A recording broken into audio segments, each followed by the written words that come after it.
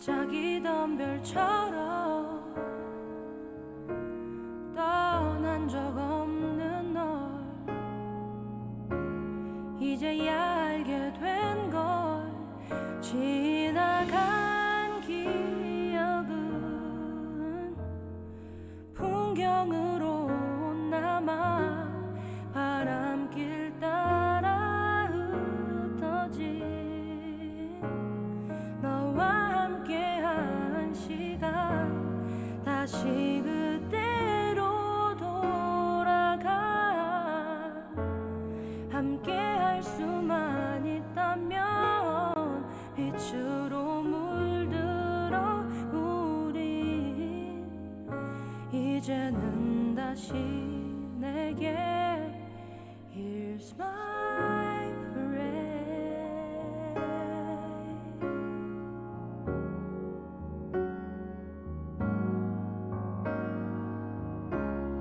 겨울이 가고 또다시 봄이 오듯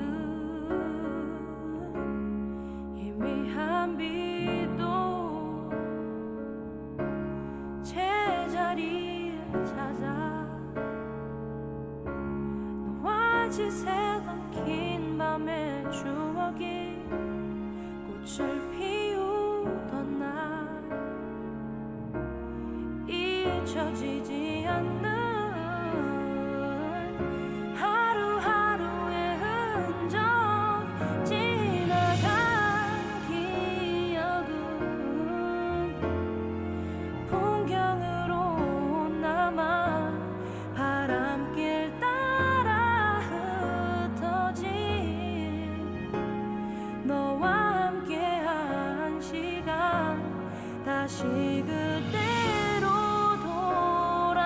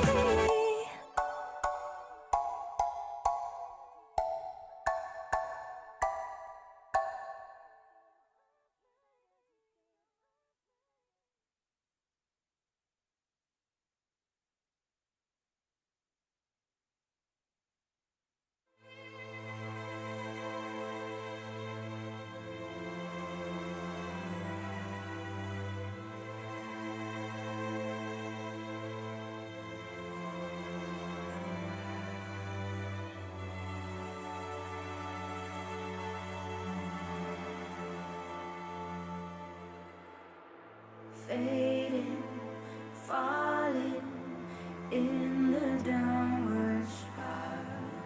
Feel it coming, fighting for survival. I let go, let go. Racing, running to a place unknown. Face what's coming, that is yet to show. And here we are, our minds gone mad. It holds and holds, no turning back. In all the dark places, all the dark places, in all the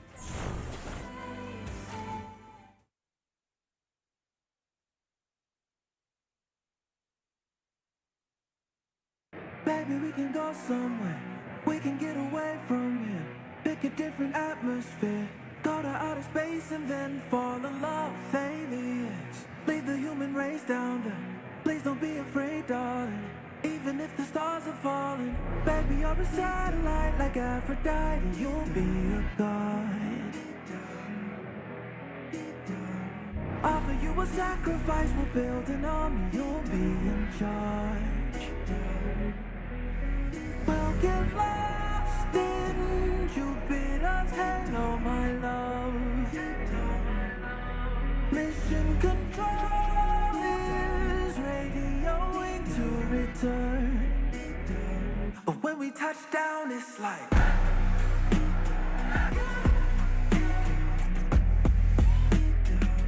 when we touch down, it's like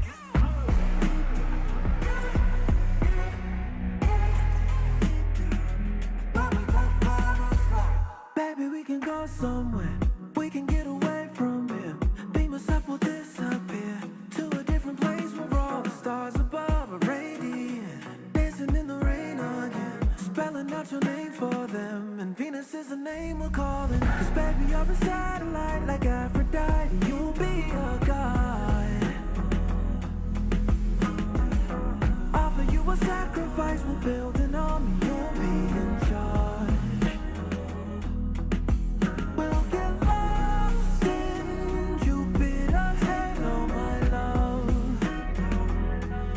Mission control is radioing to return. But when we touch down, it's like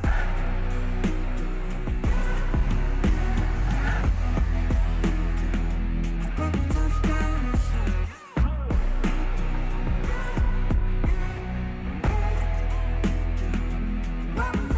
we'll get lost in Jupiter's halo, my love. When we touch down, mission control is radioing to return.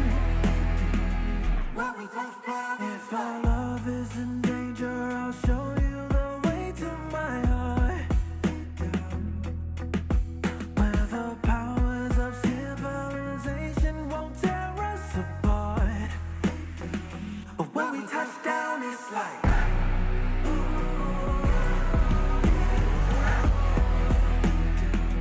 when we touch down, it's like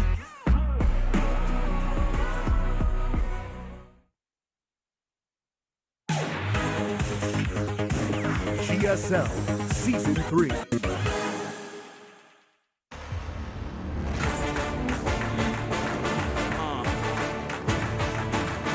Yeah.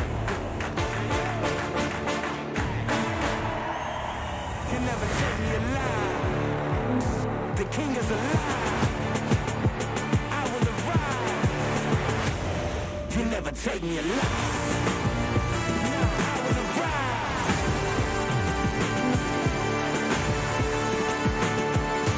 I will arrive.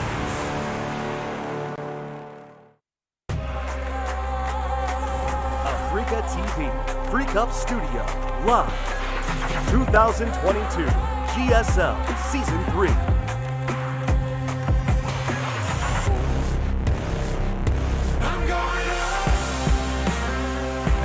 What's up, everybody? How are we doing? GSL Code S is back, and we're going into Group C. No Zerks allowed. No Zerks allowed, man. That's lots right. of Terrans, lots of Protoss, and we're starting things off with Maru versus Classic. Yes. Rematch of 2019 GSL Code S Finals. I'm excited about this.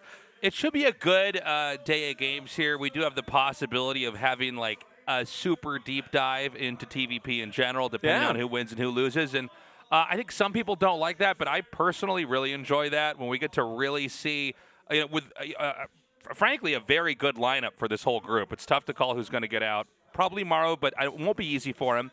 But it's fun when you have a lineup that's this strong to basically see what the matchup is really all about at the top level. Especially after Hero won Code S last season, Yeah. right? He's been kind of repaving the way for Protoss and redefining the meta here, as he's done in PvZ, and we might see some of the ripple effect of that coming in today in PvT, because I think so, yeah. this kind of like fast-paced growth style, a little bit less reliant on tech, more reliant on map control, and just kind of taking an eco lead with low-tech units.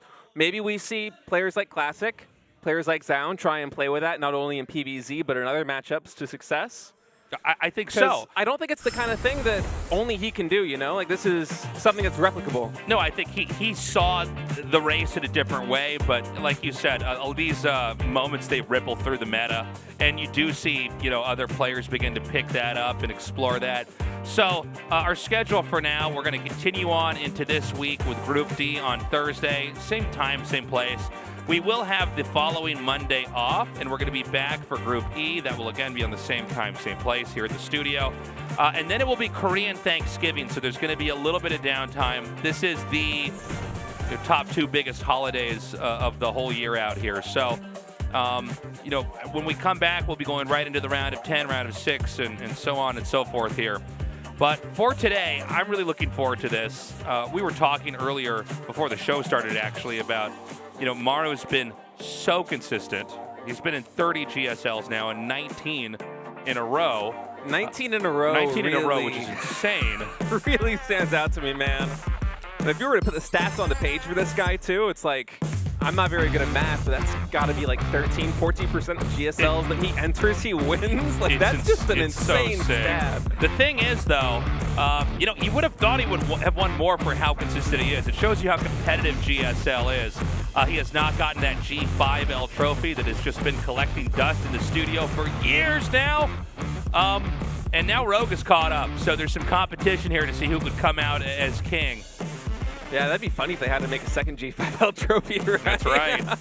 But Maru, man, he wants to get it, and this might be the season. And I gotta say, it would be some kind of beautiful storytelling if he was to start this season off beating Classic, the last player that he won at GSL Final against, to get his 4th GSL trophy. If he beats him today and eventually wins this season for G5L, could be beautiful. Could be the start that he needs. But Classic, man, we were talking a little bit with our producer before coming on stage today, and he's been feeling a little bit inspired from the play that Hero had last season, Hero came back from Army service, all that time missing practice, getting back in shape, competing again, and then being the first Protoss champion in 5 years. Classic himself is inspired by this. Yeah, and I guess he even picked up the same mouse that Hero did, which I find actually kind of funny. But I also thought that was funny. Yeah, like really. And then I guess they're not even using the same mouse speed, where I'm like, all right, that's even weirder, but okay.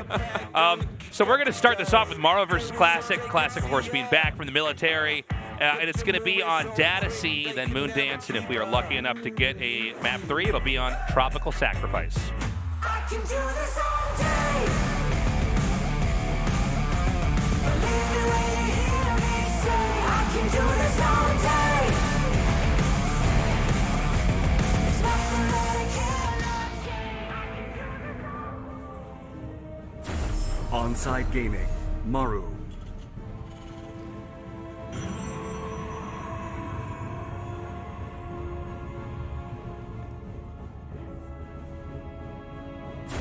Prep Esports, Classic.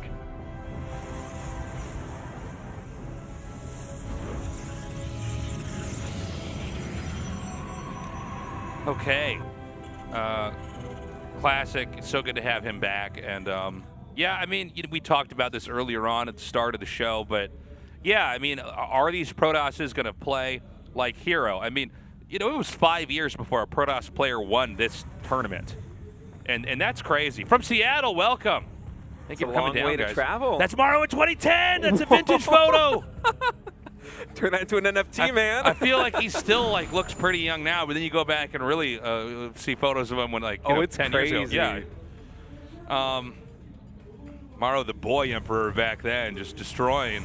Anyways, what we were saying a second ago is that, when someone like Hero wins GSL and does it with a different style, it wasn't like he had modified and improved what everybody was trying to do already, which was usually sitting on 3 bases with Blink Stalkers and trying to defend and not lose stuff. We got to see if Classic and Zoun are going to try to take up this style, which I think, frankly, they have to if they're going to be competitively viable. And then we got to see, are they going to improve on it? Will they add any of their own ideas or flair to it? And, if so, what is that going to look like? Because I would say that we're probably witnessing a big shift here in the way that the game is understood within these two races fighting. I think you're absolutely right about that, especially in PBZ. Now, unfortunately, we're not going to be seeing any PBZ today, but just the low-tech style that Hero's been playing with the mass gateway units, just kind of consuming the map and playing almost like a Zerg, Yeah, growing, pressuring, and then taking engagements in the moment that it doesn't seem like it's going to pay off for you. You just run away and look for another opportunity. Yeah, Maru's going to jump up here, see if he can spot tech. I do believe that the Stargate was just out of range. Yeah. Oh, a little bit more than just out of range of that Reaper. So unaware is Maru of the tech that Classic's been choosing, and probably just going to be an Oracle into third expand. It would be my guess here from Classic, but this is a guy that, coming into this season, saying that he's feeling inspired by Hero, might be trying to reinvent himself and try and come up with something quirky. A lot of players were talking about how this is kind of a group where, ooh, nice catch there. Yeah, good kill. The Reaper just... It's always funny when these underwater maps just go straight up to the camera. Yeah, you see his soul leave his body and he goes to heaven.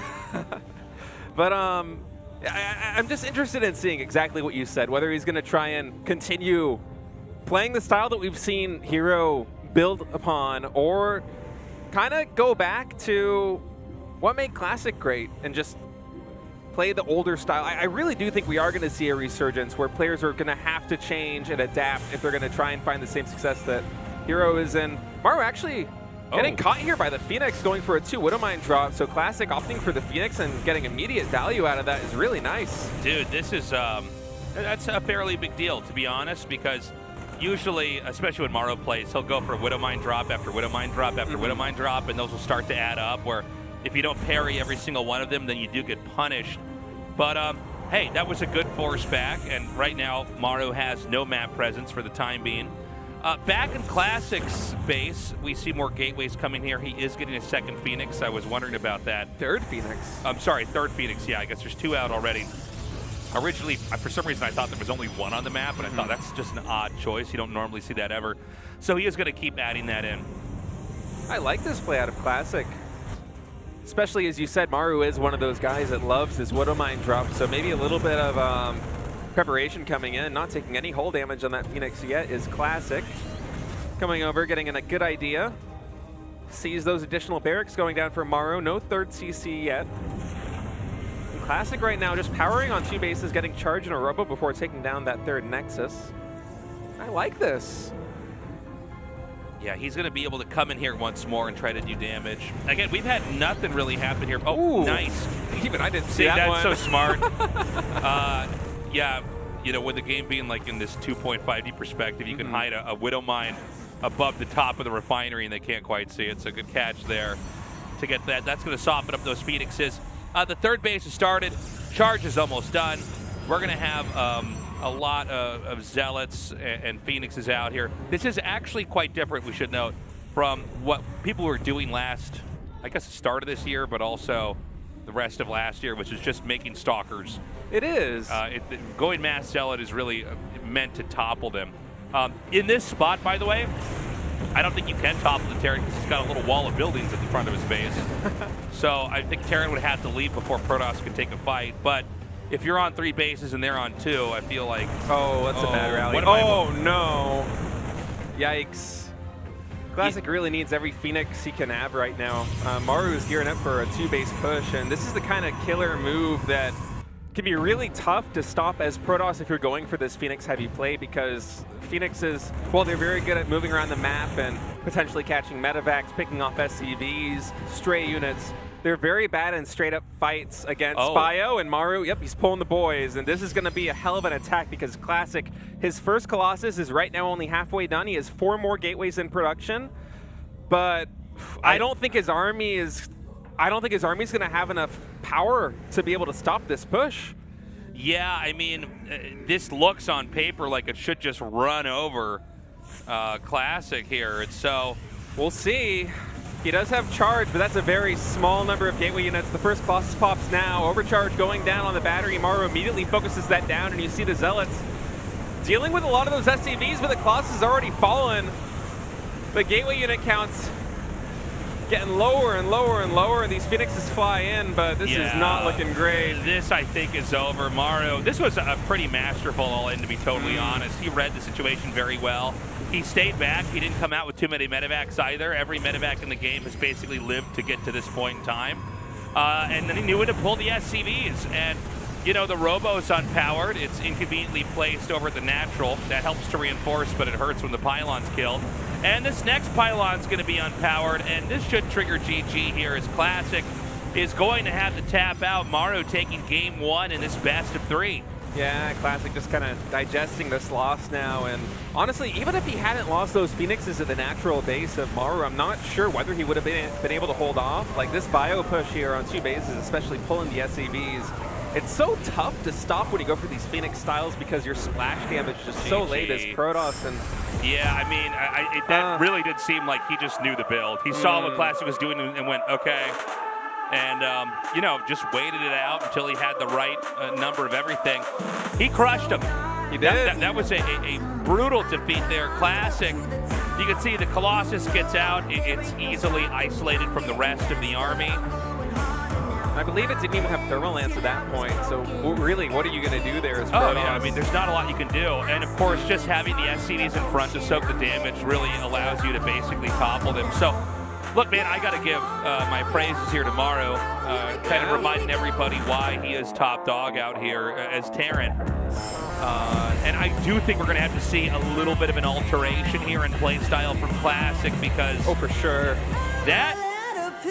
It almost looked like he was from the wrong time period. It felt like watching a Protoss like versus Terran from a couple of years ago, honestly. It seemed like it was a guy who just came back and he's like, well, here's what I used to do, and it just doesn't work anymore. The people have moved on. Anyways, guys, we're going to go to Moondance here for game number 2. Right now, Maru Maru with a 1-0 lead. I can do this all day.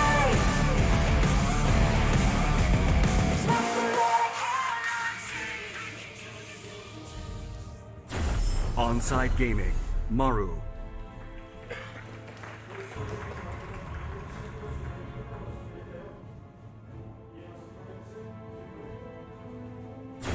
Prep Esports, Classic.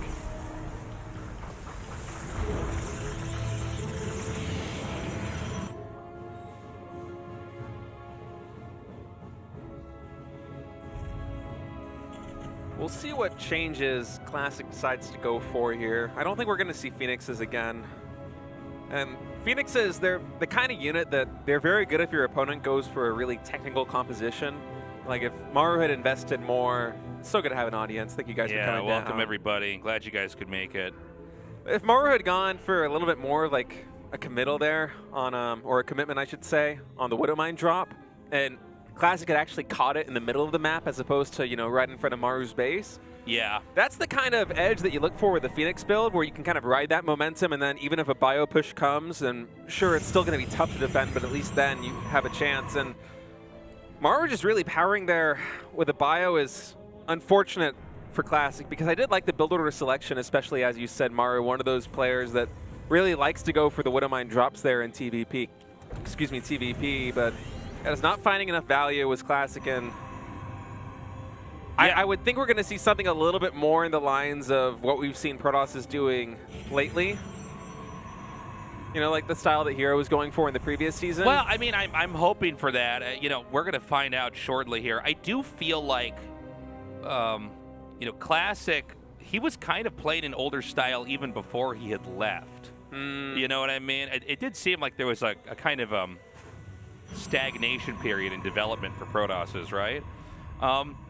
But let's see what he can come in here with this time around. I think what Maru did, that just, I don't oftentimes say this in casts, by the way, but that does seem to be like what you want to do exactly if they do the Phoenix Zealot. Yeah. Is just wait, let them sit on Phoenixes and Zealots, and as they try to squeeze out that mid-game tech that lets them really be solid, you just all in them and Perfectly kill. said. You have all the medevacs, you have Marines, you've got Marauders, you have Widow Mines.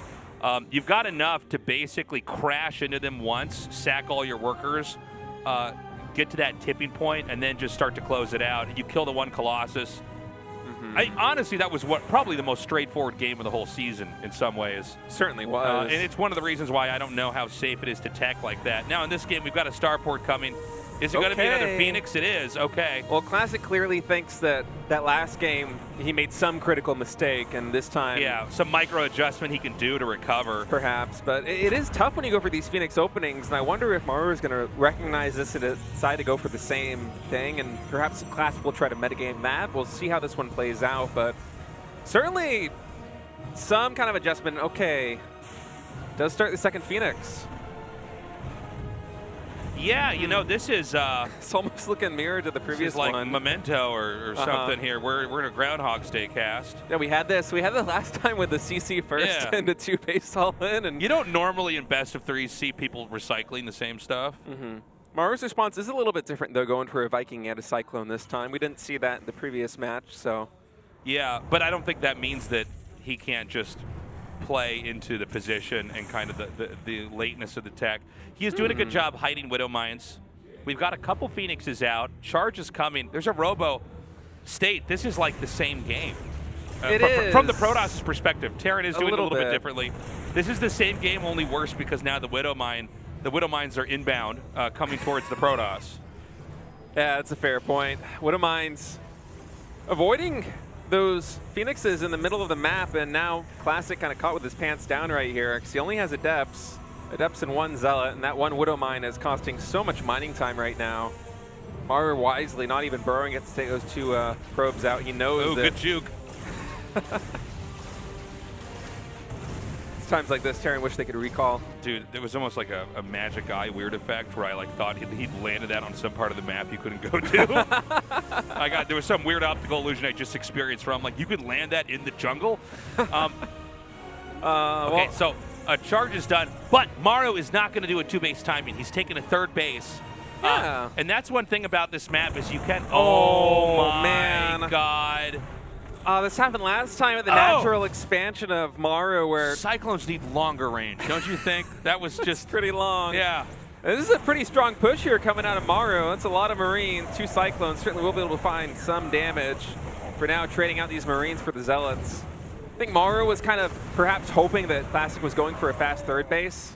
Yeah. But keep in mind, he did have this Liberator back in the main, so not only has Classic been losing a lot of mining time right now, but that's a lot of probes that have gone down as well. I mean, 4 probes is a fair bit of damage, and Classic right now sitting on 2 bases against the 3 CC of Maru.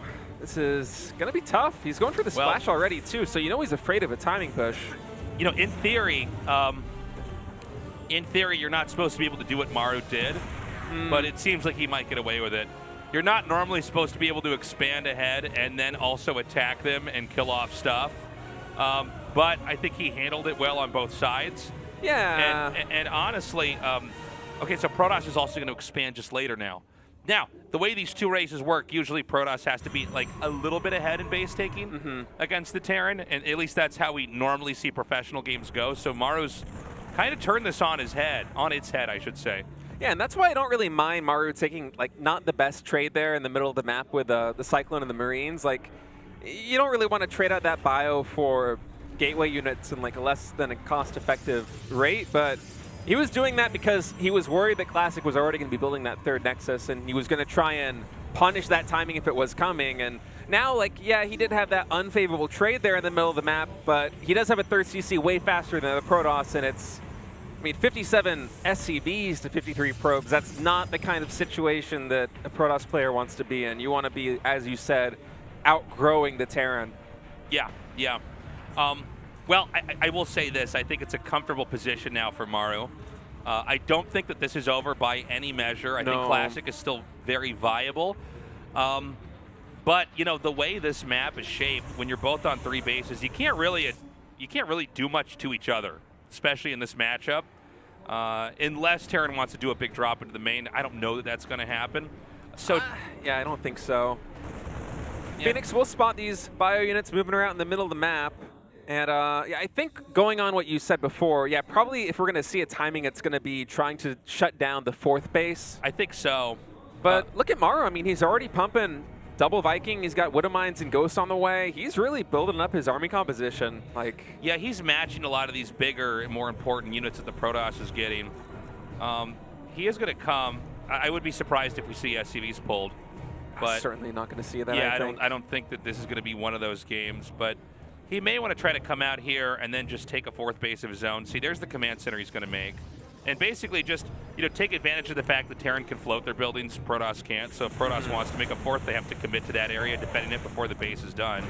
Yeah, and these 2 Colossi and Stalkers are a little bit scary to deal with. Maru has to be sieged if he wants to deal with this effectively. And Classic is going to back off, seeing this in the middle.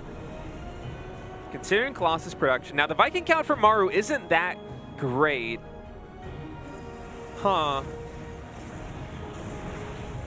Okay. I'm looking at these armies, and Maru's is bigger, but he only has 1 medevac right now and 4 Vikings. Yeah, this is weird. Is that literally his only medevac? Yeah, that's his only medevac. Well, here's the thing. I think he just wants to try to win with an arcing play. I'm not sure about this, Tasteless. That's... Well, he gets 2 Colossus. I guess, man, Siege Tanks are really good. That's a lot of units going down. Siege Tanks are really good. I was looking at that, like, with this 1 medevac, like, ah, man, I'm not sure these Zelts are coming in, but he just powers through. Yeah, it looks like that can't be it, right? Dude, good EMP on the Stalkers, by the way. Not exactly the most important unit's EMP, but when that's all they have, you might as well go for it. Yeah, yeah, what an awkward... You don't really see a lot of TVP fights kind of go like that, you know? Well, you know, he's basically neglecting to protect the low HP units in his army and just hope the engage is super good. And so far, it really was. I mean, everything's hurt, which I think is making Maru wary about overcommitting here, but he hasn't really done that so far. He's going to reinforce. He is making medevacs in pairs, by the way, and 4 Vikings is enough to basically kill the 1 Colossus. You've stopped the snowballing of the power of the Colossi when you do this. Yeah, and he has 5 medevacs on the field now, so that problem is long gone. And 82 to 34 army supply. This is looking a lot like a Maru win, and man, really kind of out of the box push there. It felt like it hit way faster than you would expect to have Maru move, but he just makes it work. Yeah, I feel like I have not quite ever seen an attack like that with 1 medevac and then mostly Vikings, at least not in the last, 7 or 8 years, and it was really. Just a handful of Vikings, too. It wasn't a lot of them. There were almost no starport units. Maru just relying on a really fast ghost timing to make this work, and you're going to see Maru slowly bleed out here as Classic, as Maru is just overpowering. This is going to be GG again. Wow. Within 11 minutes, Maru just comes through and crushes. And you can see there's just not, even though this army, again, pretty badly damaged, not the biggest army ever, he just seems to kind of have enough here. He's going to drop on top of these disruptors to make sure he doesn't suffer a big drop like that, or a big disruptor shot like that again. And this is going to be just a very quick 2-0, man. Not much else to it. Yeah, Classic's going to stay in this for a little bit longer, but this one's donezo. Maru continuing to power 3 more barracks in production, and I feel like this next wave's going to come in, and Classic's going to have to tap out, because this is looking really rough, man. No, I think there's no way that Classic can actually last in this for much longer. No, and he's making Archons against somebody that's already got Ghosts out as well. He just really doesn't have any options right now. Yeah, it's not very often you see Ghosts there and you just start to morph Archons because you don't have anything you can do with the Templars just yet. Yeah, maybe nice he thinks dodge. that Maru's a little bit more committed to Yeah. this timing than he Maru's- actually is. Because he's- Maru is powering on 5 bases right now. Yeah, you beat me to it. I was going to say he's taking his 5th right now, where he's at the point where he's about to basically suffocate the Protoss. The only thing that's going to be left is the main and then this base all the way in the back.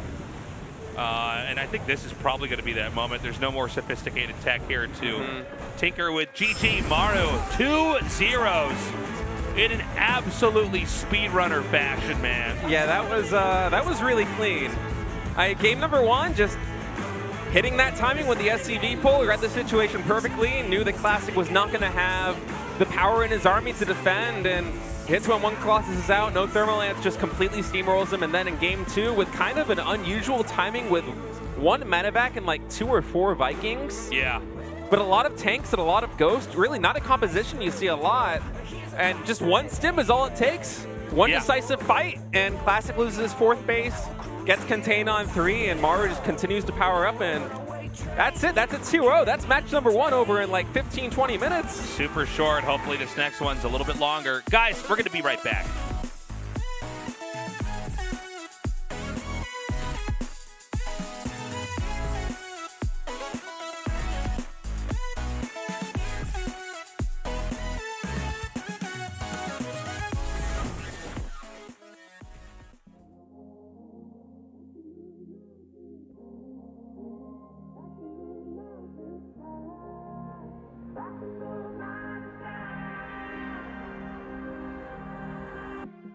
You're the fire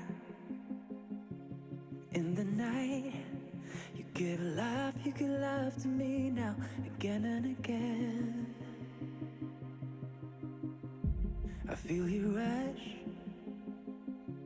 through my veins, and no matter the fear I feel now, I will be brave. I can move mountains. I can move mountains high. I can move mountains down. I can move mountains. I can move mountains high. I can move mountains high. I can move mountains down. I can move mountains. When I'm lost out on the edge, and all that my eyes can see are 1,000 barricades. Yeah, you're the voice echoing. You're the sense in the madness, peace in the sadness.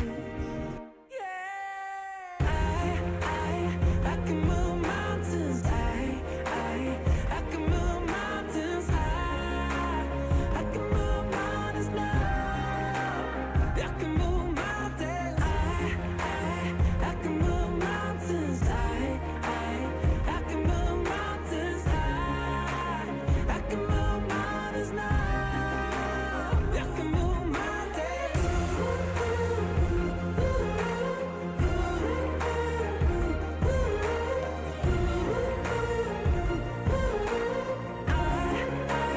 I can move mountains.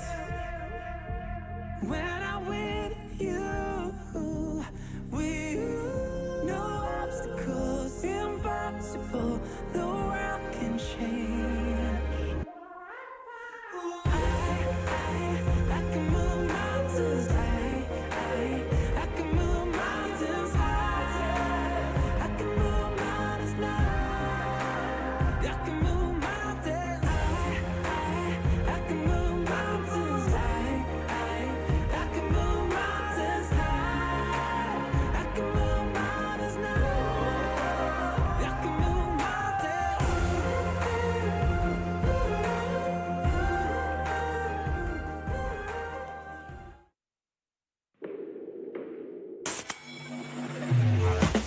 I'll be coming up hot for a minute. Everybody love to drop when I'm in it. Everybody love to drop when I'm in it. I'll be coming up hot for a minute. 지성사이다 제로 그래 걱정 빼고 고민 빼고 망설임 빼고 This is zero life 없어도 되는 건 빼고 지성사이다 제로.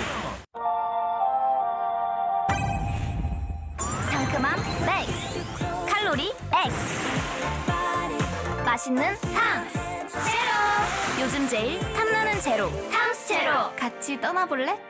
아침은 라떼, 홀릭 점심은 라떼, 홀릭 저녁엔 라떼, 홀릭 풍부하게 달콤하게 라떼 홀릭. 달달한 충전이 필요할 땐 칸타타. 라떼 홀릭.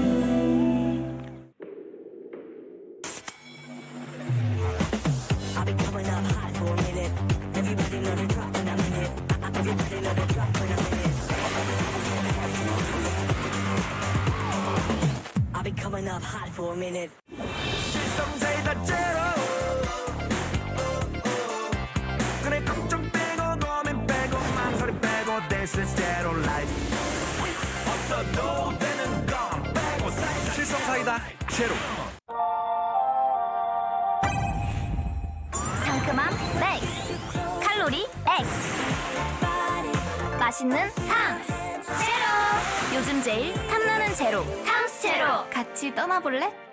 아침은 라떼, 홀릭 점심은 라떼, 홀릭 저녁엔 라떼, 홀릭 풍부하게 달콤하게 라떼 홀릭. 달달한 충전이 필요할 땐 칸타타. 라떼 홀릭. Today's matchup. Maru. Classic. GuMiho. Zoun. Round of 20, Group C. 2022 Hot 6 GSL Season 3.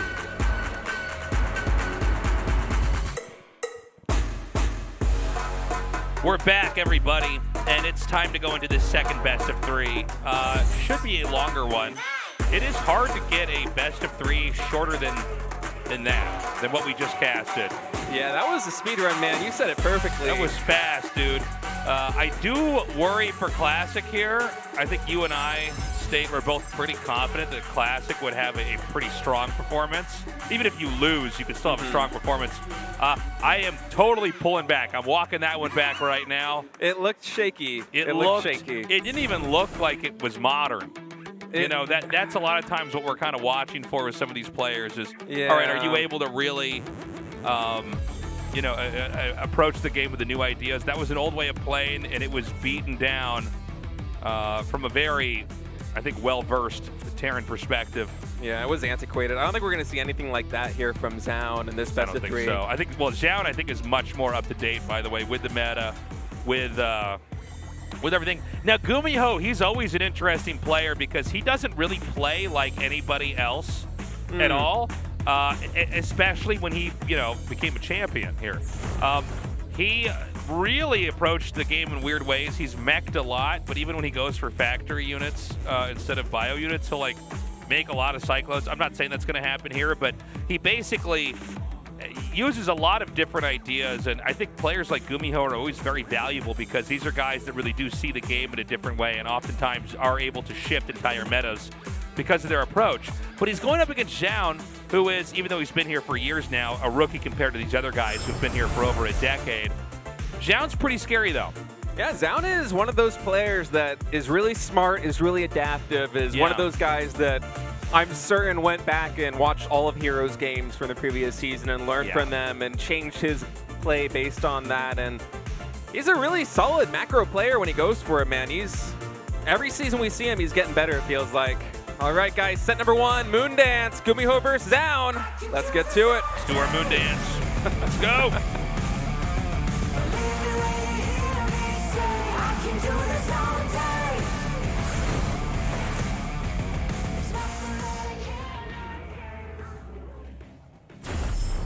Storm Gaming, GuMiho.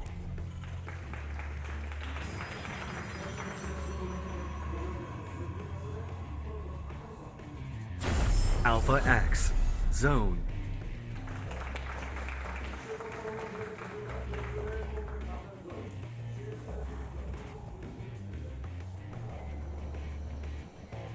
Zoun with a crazy fast scout here, actually spotting the gas first from Maru. Yeah, let's see what he wants to do. You know, a lot of times when you see quick scouts like this, oh, he doesn't see the barracks. Oh, wow. So this... you got to check your corners down. Wait, no, he's going to go back in? He thinks that there's a proxy, is what he thinks. This barracks is far enough over to the side. I'm always amazed how often this happens in StarCraft 2. Check. Just check his main, dude. You were blocking the barracks at the ramp. Oh, come on. Oh, this hurts. I'm just watching the mini-map, and that's a probe that's not mining right now, and that's like 40 or 50 minerals a minute. That's just like down the drain from that guy not being on minerals. I mean, this is he still doesn't know. This is wild, man. I mean, the fact that he still doesn't know, so he's essentially reacting. Oh, does he see the SCV? I don't think he even saw that SCV come back. I'm not sure if he did, but yeah, it's sad because you go for a really fast scout like this and you expect to get intel that's going to help you win the game. And instead it's the exact opposite. Instead it's the opposite. Now he's like in his own head thinking like he's like seeing like ghosts like in the shadows that aren't there and stuff like that. When actually, no, the barracks is... GuMiho's got his barracks there in the main base. There's no proxy on the map. I mean, he's still looking for it. And I wonder if he's going to have the Zealot finish. He might, honestly. So if he thinks this is a proxy, yeah, that Zealot, I'm pretty sure, is done. Oh, GuMiho, never change. Well, yeah. Well, you know, it was a very weird opening. I do put a little bit of blame on the Protoss here, just because, like, you can at least go and check inside of their base. Oh, to for do this. sure. He I mean, 100% should have seen that. Yeah, but the weird thing is this worked out, and like. GuMiho is now just in such a good position here. Now, what do you think about the floating of this down here? I guess he wants to make Hellions. Yeah, it's going to be the Hellions. outside. So I wasn't expecting this, but again, GuMiho does have a very strange way of approaching the game. And when I say strange, I don't mean bad. No, it's unique. He just doesn't play like anybody else. A lot of times I try, when casting him, to like really not predict what's going to happen because I will just be so wrong. You know, it's kind of weird, but Zoun getting in his own head there. Zoun, I got him. Zoun? Zoun, yeah. Like, I heard the GSL announcer say it, so now I'm saying it that way. But yeah, Zoun, he made the Zealot and then a Stalker, and he's playing very defensive. Like, he has a battery a lot faster than you would normally get a battery because he didn't see the barracks in the main base. But GuMiho now is like going for this like Hellion run by, which is a lot more aggressive than Terrans would usually be. Yeah. So Zoun might actually, at the end of the day, end up getting some value out of this. For all the wrong reasons. Oh, yeah. But it's certainly possible if he gets the wall off. And we're actually going to be seeing Cloak Banshees coming out from GuMiho as well. And these Hellions, they're going to hit pretty quick. They're going to hit a couple seconds faster because they were there on that low ground. And there's no full wall off, no sentry. Yeah, this is going to be... There's not going to ever have been an attack quite like this that we've casted here. One Phoenix will help a little bit, and GuMiho actually backing off, so he doesn't really want to contest with this just yet. Well, he's going to get a Banshee with Cloak. Now, keep in mind that Protoss was poking around outside the natural, so he is not going to see these Hellions coming. He's assuming that they're basically, whatever's happening is staying inside his base. He does scout with the Phoenix and sees that... he saw the reactor. Well, not only that, but it appears to be vacant in the main, right? Like something's going on. Oh, that Reaper got caught. Yeah, so this is how it ends. All right.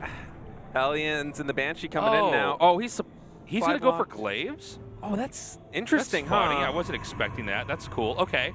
Yeah, interesting. That's not bad either. Cloak is done now. I don't think Zoun actually has any detection on the map, if I'm not mistaken. And that could be very bad. No Oracle in production either. Did he not notice the Banshee firing just yet? There's no Oracle, right? I'm not missing something here? I don't see an Oracle. I think you're correct. Oh, no. And he's going for like big Glaives time. This is just disastrous right now. That's 13 probes down. Yeah, that's so many kills. Oh, how funny. He's going to unpower this pylon here, too. It's just the gateway. Imagine if he got the Oracle one. Yeah, he's gonna run out of energy here. And look, a pylon is not a bad kill. No, it's not. And then the other Banshee's back. That's his twin brother. All right, well, everything's falling apart right now for Zoun. Down to 30 probes. He will eventually clean up these Banshees, and at this point, you feel like he has to really get something done with this Adept timing. Well, if he's going to come back in this, but was the Adept timing ever a wise idea on a base where you get a free third in the back? Well, this doesn't feel yeah. right. Yeah, that's a good point. I didn't even consider that. Granted, you know, Terran hasn't walled off the entrance, so I mean, you know, the front door is kind of open. In fact, he's made a wall everywhere to except to protect his tanks. I feel like if he hadn't lost so many probes, this might have potential. Because he has the Phoenixes to lift the siege tanks. He could have potentially way more depth than this if he hadn't gotten stunted at home so hard by the Hellions and the Banshees. Yeah. Even then, it would have been kind of a dice roll, but as things are right now, I'm not liking his odds. We'll see, though. It's a lot of adepts rolling in. SCV's being pulled now. Siege tanks get lifted. Marines on the high ground, focusing down the adepts. SCV's pulled as well. Now, keep in mind, GuMiho, he can lose a lot of SCVs and not care. And actually, a really nice stasis ward, but like, well, you'd think so. There's except not that enough units. This somehow, yeah, it just like protects the SCVs, so then the Marines can kill everything off. It's another problem with doing this is like, generally the Terran player, if they have to pull SCVs like that, losing 11 SCVs here, I mean, you would take that as a win as Protoss, right? But not after you take so much probe damage there in the early game. Right. It's not an efficient way to trade. In fact, you know, he's still down in workers even now. He needs way more than that to equalize. And I'm liking the positioning, I'm liking the Phoenix play, but there's just too much Terran, man. Yeah, I don't know exactly how Zoun can even play this out from here. This is almost a game he should probably put to bed, you know? It started out weird. I don't like the ideas from Zoun, really. He's continuing to try and make this work, and he is slowly whittling away at the worker count here for GuMiho. GuMiho now down to 38, and we'll see. All Terran has to do is wall off their entrance to this ends, by the way. Actually, I know we saw this that's earlier. Actually very true. It is a little bit painful to watch, where I'm like, you know, those depots can be made.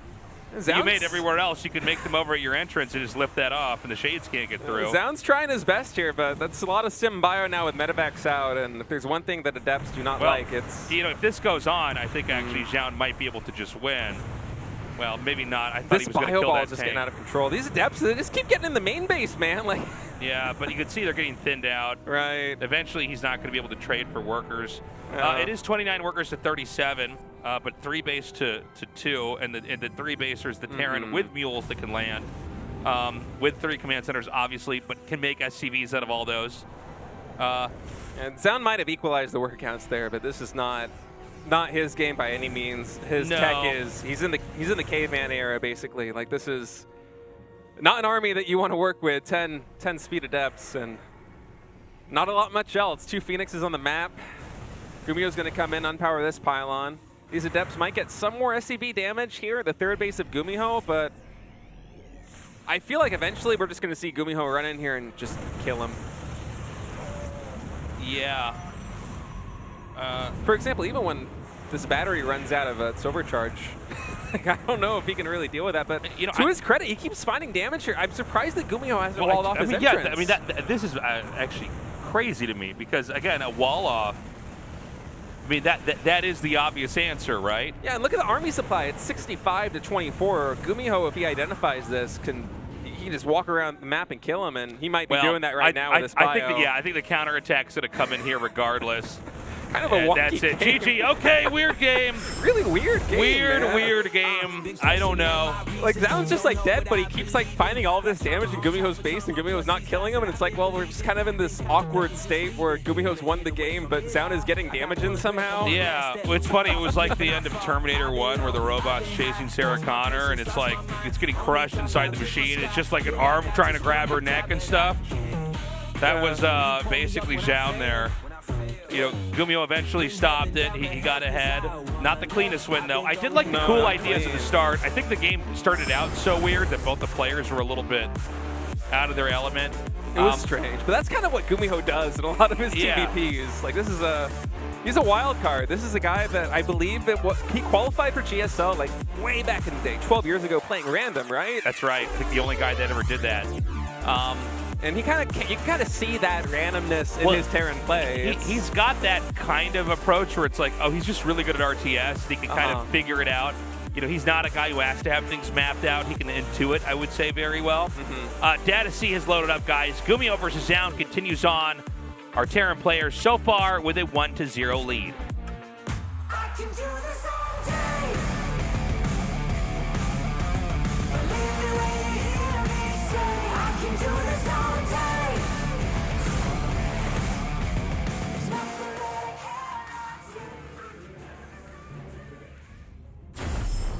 Storm Gaming, GuMiho.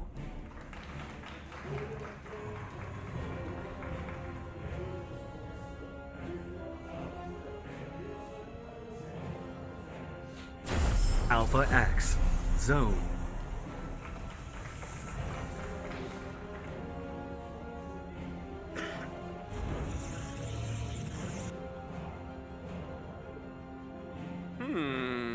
What are you doing, Zoun? Yeah. Is he being the sneaky snake down Being there? very sneaky. So, maybe another gateway down there. Would think so, right? Yeah. Well, we don't we don't have a core started yet, and so this can be a great way. Welcome, guys. Thanks for coming down. Yeah, second gateway going down. We'll see a cyber core once that's done. So this is basically a little tactic you could set up to beat up the Terran if they get a little bit too cavalier about expanding. Could also get a lot of damage done at the ramp if GuMiho Yeah, is caught unawares and techs up rapidly. Yeah, I mean, a lot of times we think of wall-ins as they make you safe, but there's certain type of rushes that are engineered to basically attack all the important stuff that is walling you in, you know. Especially for Terran with their depots there in the front. Yeah, the reactor or tech lab or whatever is going to be made there too. Low ground CC. Now this is the best case scenario for Zoun. No Dude. SCV scout, low ground CC, 2 gateway, 1 proxy. Let's go. Yeah. I mean, this is the dream right now for the Protoss. And I'll tell you what, man, Zoun needs a game like this, right? He really does. Because, he's got a solid opener to punish a Terran who's going to be a little bit dismissive of the kind of things Protoss can do early on. And still no SCV scout for GuMiho, so he really has no idea this is coming. There is a bunker going, so not completely cavalier, as you said. Yeah. He's trying to play this a little bit safe, but with only 1 Marine and a reactor, this could be scary. Let's see how much Zoun decides to commit to this. All right, Marine in the bunker now. Zealot and Stalker going to rendezvous in the middle. 1 more Adept. And actually, Hellions underway. Okay. Yeah, Hellions are coming. I want to see exactly when he wants to attack here. So you can run up here and basically not have to engage with the bunker. And so this abuses the distance that is there. Yeah, this could be problematic, especially with the second Stalker here as well. Yeah, well, and the Adept too. I mean, there's a point where, kind of a misclick there.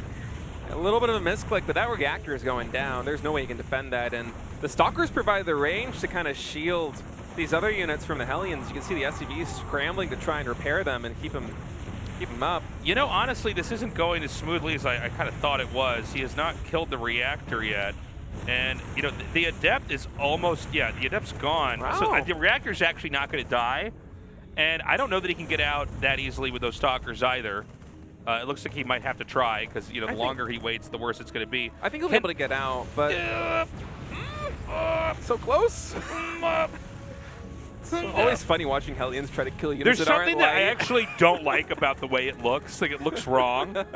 It's not a cool animation. It's got to stop and then it's got to shoot, and then the stuff kind of moves out of the way.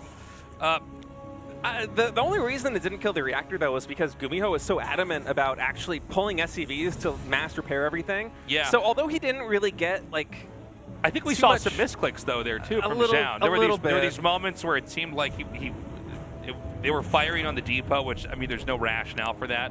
But at the same time, 6 SCVs, that's a pretty good pickoff right there. Plus, you got a full scout off. You know what the tech setup there is for GuMiho, and actually, he might even catch this. Ooh, oh, big interception. That's a huge interception. All right, well, this is a funny mini game that goes on here where he has to try to figure out if he can either get back home or get once more back into the main. Behind this, Zoun actually taking the 3rd Nexus, so I'm quite liking this reaction that we're seeing from Zoun after scouting the reactored Hellions and the fast tech up from GuMiho, because went for the Phoenixes, was able to intercept the Widow Mines in the middle of the map. You recognize that as a probable follow-up to the build there by GuMiho, and he knows that he has kind of the breathing room right now to really get that fast 3rd Nexus up. And a lot of the games that we've seen, pretty much every game that we've seen so far where Protoss has gone for Phoenixes, they've kind of been caught in this awkward position where like they need to kind of prepare for an early push from Terran if it comes, but then it doesn't come, and because they stunted their own growth, kind of playing a little bit safe, a later push comes and just kills them. Yeah. This time Zoun, he's quickly getting that third Nexus up. Now he's getting into charge. Now he's adding his gateways. He's doing this all very safely, but he might have a little bit more of a tempo advantage that we've seen compared to the 3 previous Protoss games that actually allows him actually allows him to play the mid game a little bit. Because again, I think that rush could have gone better, but I agree with you. I don't think he's in a terrible spot. Classic, I've got more questions than answers, as far as he goes right now. Yeah, that was because he just did not look to be very comfortable in the matchup. It feels odd to go back to that series as we're casting this one, but yeah, it was really odd seeing him go back to Phoenixes in game 2 and kind of just get steamrolled in the same manner. I mean, not exactly the same. The army was a little bit more technical there by Maru, but similar, right? The idea of just like one push overpowering a Phoenix Protoss is. And so now, Terran should have some opportunities for a push here. I didn't see a third CC started, right? I don't think he has one underway. So that should tell us everything we need to know. He may come out with a push when it's time and then quietly take a CC behind that when he has what he thinks is all the right units. But we got to see, how prepped is Zoun going to be when it comes to defending. Because we're in a much better game for him right now. I think he should have a better chance, but again, this is a really difficult push to stop as a Phoenix Protoss. Anything that comes with a lot of bio like this, with not a lot of technical units that you can lift, like siege tanks, is very tough to deal with. Now, I don't even think we have any splash damage for Zoun, so it's going to be just a pure Gateway Stargate army trying to stop a 2-base bio push, and I don't think we have any SCVs pulled here by GuMiho, but I'm pretty sure if he pulled them, he might be able to leverage this army into a win. So he is going to take that later third. The Raven's going to be out. There are Zealots prepped to try to run in here for a counterattack, but there are also Widow Mines laid to basically catch and exactly kill, at least what we saw earlier, what Protoss has. Terran going to get a little bit closer here. This really does make you appreciate the windy geography of the map and the fact that it's not a beeline that you could make over there, not unless you kill those rocks. Yeah, and I'm kind of surprised that it's not going to be that 2-base push that we kind of saw Maru do in game number 1 today. Yeah. Looking at the army supply, 74 to 59, and keep in mind, Zoun has, I think, 6 Phoenixes, so 12 of that army supply is an air, and he is just now starting Storm. To this point, he has no splash damage, just gateway units. It is funny, right? Because it almost feels like, I never want to say that you should always all in certain moments, but after seeing what Maru did, I'm like, yeah, you should always all in there, man. And this one, it kind of feels like you should, and GuMiho's going to scan this, and he has a really powerful army, and that's a huge shot there by the Raven, just obliterating the armor here on these Zealots, and Zoun's going to have to sacrifice this base. Just kind of caught with his pants down there. Yeah. That Shredder missile just... Oh, he gets the second one! Oh, my God! Wow. Well, he just might be able to tear through. Storm at 80% done now. Still a couple of seconds away. Can he get the Nexus, maybe, before it's done? He might be able to, man. Even then, I don't know if there's going to be enough. Well, he's going to go for that Nexus right now, and it's going to finish. The second Storm is done. He's done the damage he needed to do. He can back out. He can walk away. This is what I was talking about. Like, if he was to go for like a 2-base push, like, Zoun's dead, man. Yeah. Well, the funny thing is, he kind of did. I mean, there was a third CC that was made back there, but I mean, this is all he needed to do. And it's funny. It could not have been more down to the millisecond.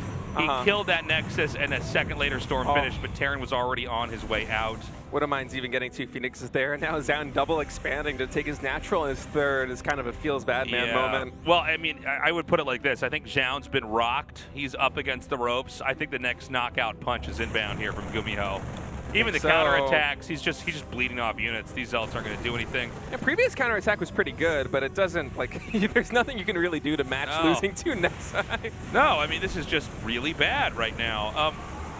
He comes in, another big Psy Storm. Not bad Storms. Storms are the one path forward here for Zoun, and even that, it's a long road ahead as the army supplies right now almost double in favor of GuMiho. Zoun still waiting for those two next side to pop. He has almost no eco. And Ghosts are on the way. GuMiho's in control of this, man. We're seeing Terrans just completely outclass Protoss today. Yeah, I mean, Terrans are crushing right now. And so we're likely to have a GuMiho Maru match next. Looks like it. Now, he hasn't killed it off yet. I think the thing you got to be scared about right now is that he could hit the third, or if the Phoenixes aren't ready to catch this, he just picks up and goes into the main. And nothing that Protoss has right now gets to the main unless he recalls. But if he recalls, you pick back up and go out. You know, so it's a... There's not an endless solution for Protoss with trying to play the positional game. You can basically exhaust them and then take it from there. Yeah, I was gonna say God. that's kind of the reason why we kept seeing Zoun go back and like producing another Phoenix here and there. Is wants to have some Phoenix count live because he doesn't have any Blink Stalkers right now. It's just these Charge Zealots and the Storms, but he keeps losing the Phoenixes to Widow Mines. And while the Storms have been good, he has maybe 2 more in the bank. And once these Ghosts arrive, he might not even have that. It's looking really scary here for Zoun. GuMiho's just gonna push him. Yeah, GuMiho's going for it. Now, maybe GuMiho does oh no, I think he just has too much. I don't think it's possible I don't for think him it's to overextend possible with this army. As long as every storm doesn't kill everything, and that's already not happened. This is going to be GG, man. We got a TVT coming up next. We do. So many storms here, but Those just too much. storms were fantastic, but it doesn't matter. That's going to be it. GuMiho takes the second series of the night as both our Terra players win 2-0 in kind of a Groundhog's Day fashion. Like every single match, the Protoss went for Phoenixes, and every single match, like one big push kill him. These guys got to modernize their play, man. I want to see more stuff like what Hero's doing. GuMiho took care of that very easily. Didn't even try to all in like Maru, just sort of let the game play out, knowing that, you know.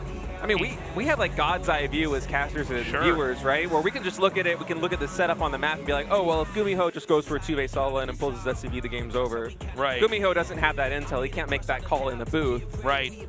But even with like a delayed push, like he made a third CC, he took him a much longer time to actually go into the third base there.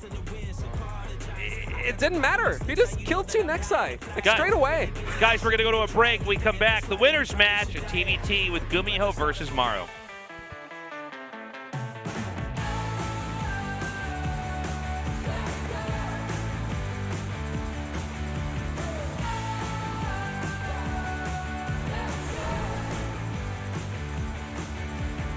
Right now we're turning it up.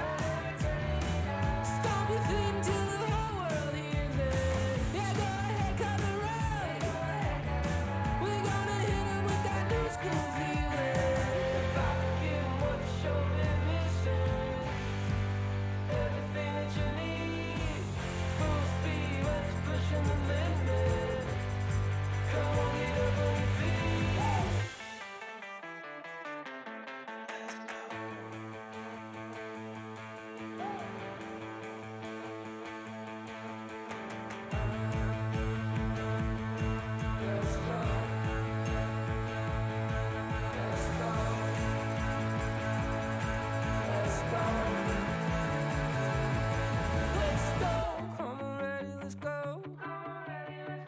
Turn it up until the roof is shaking.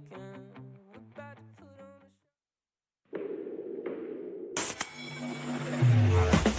I'll be coming up hot for a minute. Everybody know the drop when I'm in it. Everybody know the drop when I'm in it. I'll be coming up hot for a minute.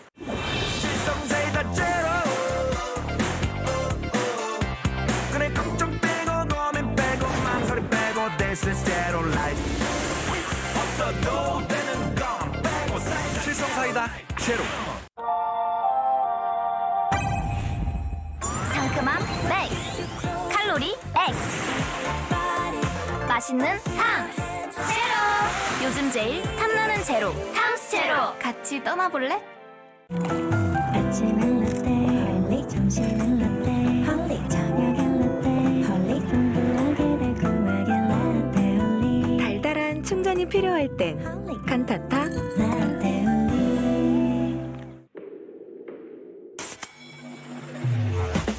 I'll be coming up hot for a minute. Everybody know the drop when I'm in it. Everybody know the drop when I'm in it.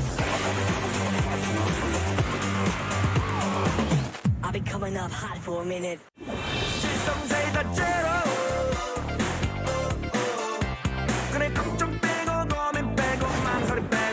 시스템 라이프 없어도 되는 건 빼고 살자 칠성 사이다 제로 상큼함 맥스, 칼로리 X, 맛있는 탕스 제로. 요즘 제일 탐나는 제로, 탕스 제로. 같이 떠나볼래? 아침엔 라떼 홀릭 점심엔 라떼 홀릭 저녁엔 라떼 홀릭 풍부하게 달콤하게 라떼 홀릭 달달한 충전이 필요할 땐 칸타타. 라떼 홀릭 Round of 20 group interview. 그래도 결승까지 못 갈 것 같았는데 가서 그래도 좋았었던 것 같아요. 3위는 할 줄 알았는데 꼴등한 점에서 일단 많이 아쉬웠고요. 그래서 좀 실망을 많이 했죠 그때. 나름대로 열심히 준비한다고 맨날 하는데도 저거저는 항상 좀 어려웠던 것 같은데 시즌2가 저거저는 좀 제일 못할 때 하필 투저그랑 걸려서 너무 아쉬웠습니다.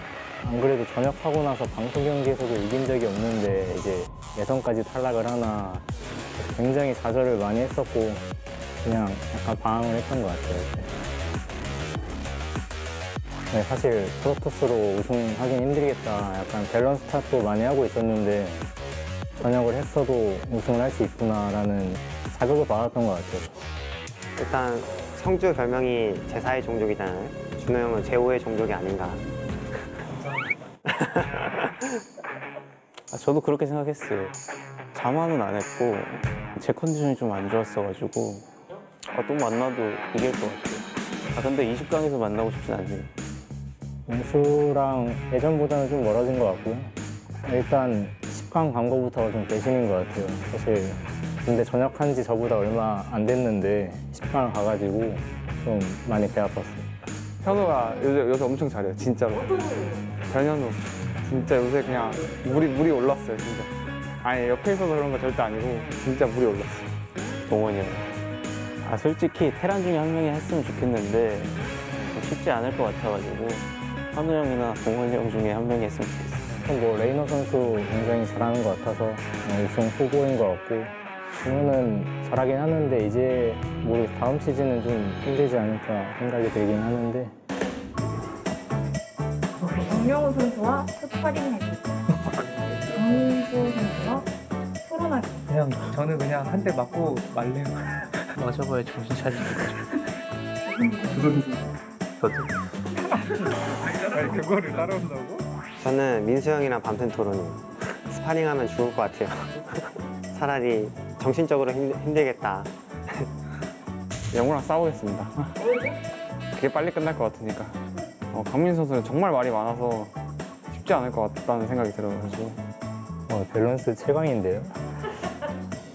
이제 민수는 저랑 좀 결이 안 맞아가지고 굉장히 말이 많거든요. 힘들 것 같고 이제 영우랑 싸우면은 죽을 수도 있겠다 생각이 들 정도로 좀 굉장히 살이 많이 올라가지고 그냥 민수랑 토크 하겠습니다. 유단주님이 찍으라고 해서 이제 브라이언 형이 찍어줬습니다. 나름 친하다고 생각은 하는데 아치라는 모르겠네요. Me and Zoun #1 친구. There's nothing to explain. 장난식으로 했는데 오버하시는 거? 저 때 부담이 너무 심해가지고 따가지고 다행이다라는 생각밖에 없었어요. 2009년에 제가 이제 이스트로에 입단하면서 프로게이머가 됐는데 아마 처음 이기고 찍은 사진인 것 같은데 저도 그때 모를 때여서 그런 이상한 머리를 한 것 같은데 그래도 얼굴은 좀 젊어 보이네요. 저도 저 사진은 많이 보긴 했는데 진짜 교신을 하는 것 같네요. 약간 지고 있는 상황에서 좀 나에게 힘을 줘라 하면서 그러고 있는 것 같은데 저한테는 아니지만 많은 사람들이 저를 생각할 때 많이 떠올리는 그런 장면인데 제가 좀 신기했던 기억이 있긴 해요. 그때 당시에 그게 페이스북에 올라가서 자주 다니던 미용실에서 저보고 그거 페이스북에 올라온 사람 아니냐고 물어봤었거든요. 그 당시에. 그때 좀 신기했습니다, 저도. 막 전역해서 내가 진짜 잘할 수 있겠다 이런 생각이 막 들었을 때 모습이 희망 가득 찬 모습인데 뭔가 좀 안쓰럽네요. 앞으로 고생길을 모르고 저렇게 경례하고 이제 희망찬 표정을 하고 있는 거 보니까. 사실 준호 우승을 보고 약간 의욕이 생겨가지고 열심히 해야겠다라는 생각을 가지고 있고 또 준호 따라서 마우스도 바꿔봤거든요. 이제 바뀐 마우스로 열심히 해가지고 이번에 좀 제발 방송 경기에서 한번 이겨보고 싶어요. 오프라인 무대에서 이겼던 경험이 너무 오래됐어요. 이번에는 정말 목표가 10강까지 가는 것이 목표예요. 저는 조별리그만 좀 통과하면 그 다음부터 좀 편하게 할 수 있을 것 같다는 생각이 많이 듭니다. 이게 방금 들었는데 시드가 몇 개 걸려 있더라고요. 무조건 6강 이상은 가고 싶어요. 일단 6강은 무조건 가고 싶고 20강만 뚫고 싶어요 지금은. Today's matchup. Maru. Classic. GuMiho. Zoun. Round of 20. Group C. 2022 Hot 6 GSL Season 3.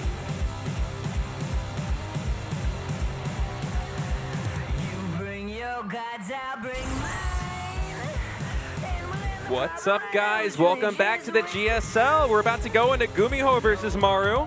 First TBT here in Group C after both of our Terran players completely demolished both Protoss in kind of the same game 4 times, honestly. Yeah, you know, we're not going to have our TVP deep dive, and maybe that's a good thing with how those TVPs looked earlier. Get me away from that icky matchup now. Yeah, that was brutal, man. Did not enjoy those. I mean, well, to be honest, I'm wrong all the time when I guess, but I usually don't think I'm that wrong about, like, quality of players in the games, but yeah, we did not have, you know, I think the most impressive games from the Protoss side of things. That was low quality. And I thought these were 2 safe bets. I thought it was going to be like a really tight group. Yeah, Classic and Zoun. I'm like, yeah, no, this is going to be great. Now, I will say, I think GuMiho, he's got a shot, but I think only a fool would not go with Maru here. Maru's got to be your pick. Maru is just looking too strong. Yeah. He's the best Terran in the world. I mean, it's just plain and simple. This guy's miles ahead of absolutely everybody. And GuMiho, if he wants to come out first in his group, he's going to have to bust out some crazy TV2 builds, I tell you that, because Maru's a beast, man. He wants that G5L trophy, and he wants it bad. Tropical Sacrifice. I love the name. The global warming map. Let's go. Global warming We're all going to be underwater soon, guys. After those first 2 best-of-3s, I hope we sacrifice one of these Protoss players. More species just go extinct. All right, guys. Tropical Sacrifice, let's do it. Maru versus GuMiho.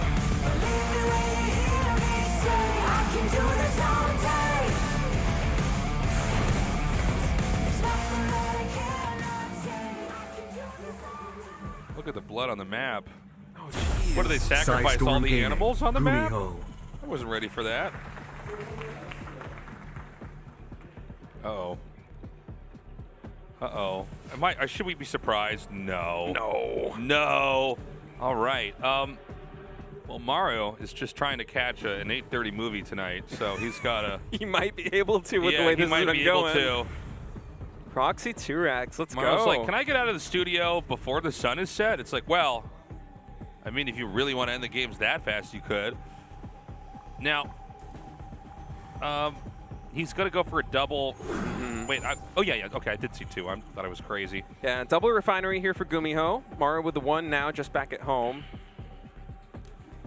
And we don't have a scout that's going towards this, the proxy location. By the way, Maru, I mean, you really can't get closer than this. Now, look at how this is just going to be out of the vision. That's because this SCV is right-clicked up into the main. Yeah, GuMiho, I'm not sure about the TVT scouting, but certainly in TVP, he was slacking on the SCV scouts quite a bit, so yeah, not checking for proxies even with a late scout here in TVT is going to work in Maru's favor, as GuMiho not going to have any idea this is coming until he gets into the main of Maru. Well, we really have to watch the first 3 Reapers that come from the attacker's side here and see if those stay alive. If GuMiho drops any Reaper, it usually snowballs. Yeah, we've seen that before too, where on the other hand, if Maru as the attacker can kind of loses any Reapers, it snowballs on the other side for the defender's advantage. So really critical these first few fights is GuMiho is going to get the first shot off, and Maru's Reaper going to have to go back home, taking a lot of damage. my God. All right, so that's going to heal up.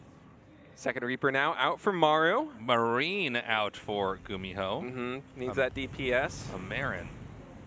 Marin out. SCV is just holding this high ground right now as GuMiho. And we should note that on this map, it's not a big area you can jump up. yeah, I'm noticing that. And GuMiho on the flip side, going for a proxy starport. I like this a lot. He's going to go for Cloak Banshees. It's a smart move. Maru not really able to find anything. Oh my God, speaking of Maru not finding things, he's actually going to find this. Look at that. He comes back with the Reapers. He's like, yeah, I never saw your SCV come back home, buddy. Where is it? Yeah, it's one of the funny things. So now that can't complete. Is there another? No, that's not an SCV. Look, there's a very quick SCV on the map. It's got a stim pack or something. It's riding a Hellion. It's got a Viking jetpack on its back. They'd probably be moving slower if it had the Viking jetpack. Oh, yeah, that's true. The Viking is like the slowest unit in the game. Hellions now out for like GuMiho. roaches run faster than that with their bug legs. Maru did not cut Reaper production, and he's actually still continuing it. And this Reaper will be able to get in the main base, but Maru, if he turns around, will be able to catch these two Hellions. Yeah, I don't know what's going on here. I don't think they actually can kill this. I wasn't sure if they could actually see each other there with a range of vision, as all these SCVs are just kind of. This is one way to do it, man. Just helping each other out. They're all huddled up like penguins, like just afraid to die. It's like a school of fish. Yeah.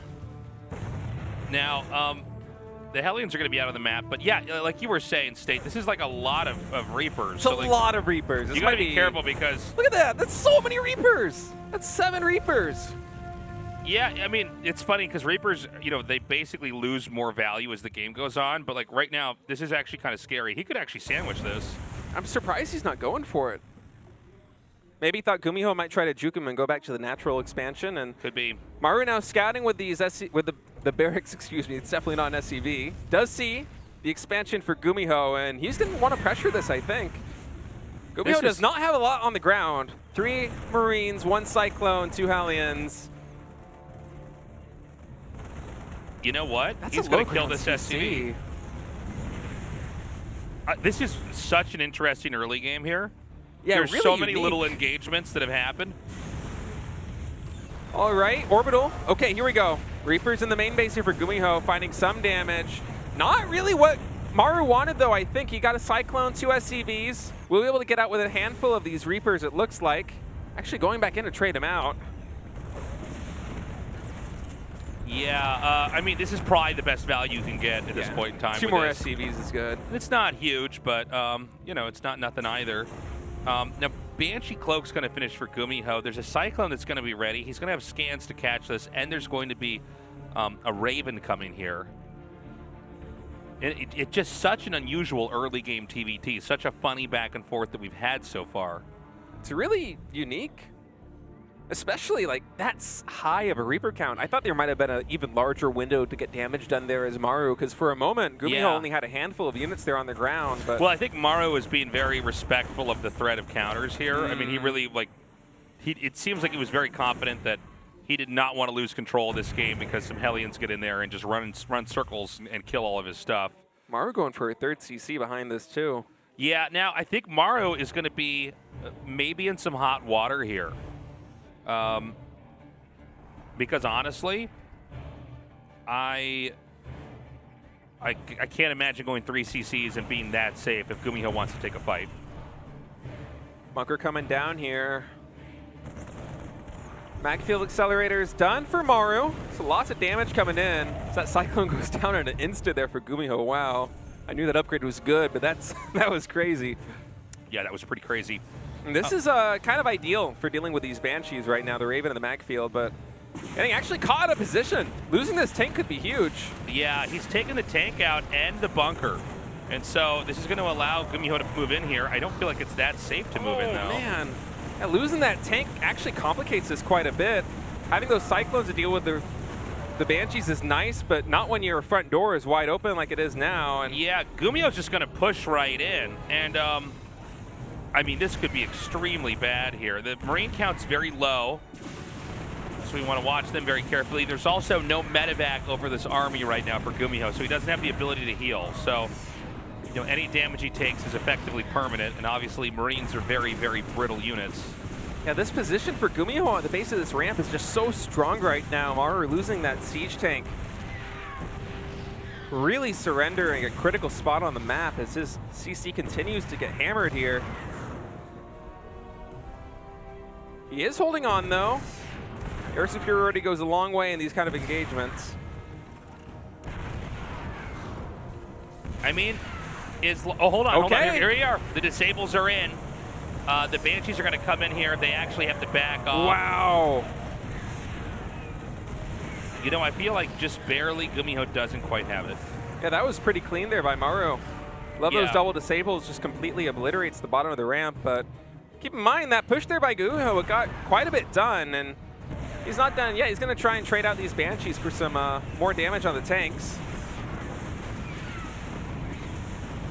Maru struggling to repair these right now is, man, such an interesting early game. It's really hard to follow exactly. Well, it's like GuMiho's just barely pushing this. By the way, this command center is in the red. This command center is going to blow up in a little bit here. Yeah, Maru keeps going back. Damage. Maru keeps going back to repairing it, and for a moment there, I thought him breaking those tanks at the bottom of the ramp might give him an opening to kind of secure this position, but GuMiho almost parade pushing this. By the way, very patient move here for GuMiho to back up, realizing his tanks are pretty low. He doesn't want to be that close, and maybe an overextension here from Maru. Let's see, this is not exactly the ideal army to fight, but these auto turrets are going to make a difference. He snipes that last Banshee. Oh, if he could just land a Viking on that one tank down there. Yeah, he's going to identify that now, and that's on such low HP, he's just going to walk up and bop it. And finally, Maru takes control of the base of his ramp, and looking at the stats on the board, things are surprisingly equal after that. I mean, this has just been such an odd back and forth early game. Yeah, it's been a little bit of a tit for tat here. I mean, I guess they both traded out a lot of their tanks, their air tech. Marines were being bled out on either side throughout that. And so what we've got now is basically two guys kind of crawling into the third base, you know, limping through this game. Worker count is slightly ahead here for GuMiho, which matters if they're even in pretty much every other metric. Huh. And it looks like Maru's going to try and push this. Now, Stim's going to finish a little bit ahead here for Maru. Oh, that could be critical. You know, Stim is the one ability that lets you win fights really quickly, where even if you're like 10 to 15 seconds out from your Stim, they're going to be so much stronger if they can find the position, and that's easier said than done. Maru right now, with those Cyclones, trying to draw some more attention on the north side of the map for GuMiho as he rotates the rest of his army around here to the third base, and he might be able to get a foothold there in that position.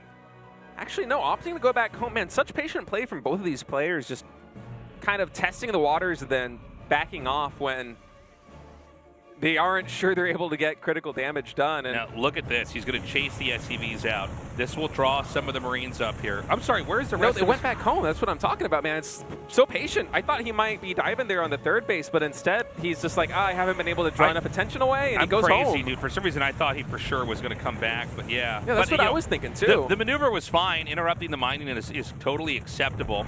1-1 is done now. Oh, GuMiho's going to come out for Act 2.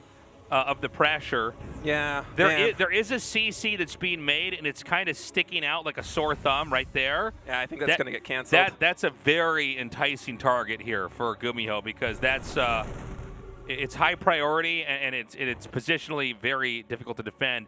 Also, we may see GuMiho do a massive drop over here. In fact, he's going to tank push over into the natural. Yeah, GuMiho is 8 tanks to the 3 of Maru right now, and he has way more Marines. So while the army supplies are almost even, it's only because Maru has all of this invested in Air Force right now, and you can see that GuMiho is just able to flex his muscle right now. That's a lot of bio, but a little bit of an overextension, kind of dropping on a bunch of Stim Marines. Yeah, he was a little bit sloppy there. He is killing off some workers, but you know, I don't know if this was exactly what it needed to be here. He still has the 4 tanks in the low ground.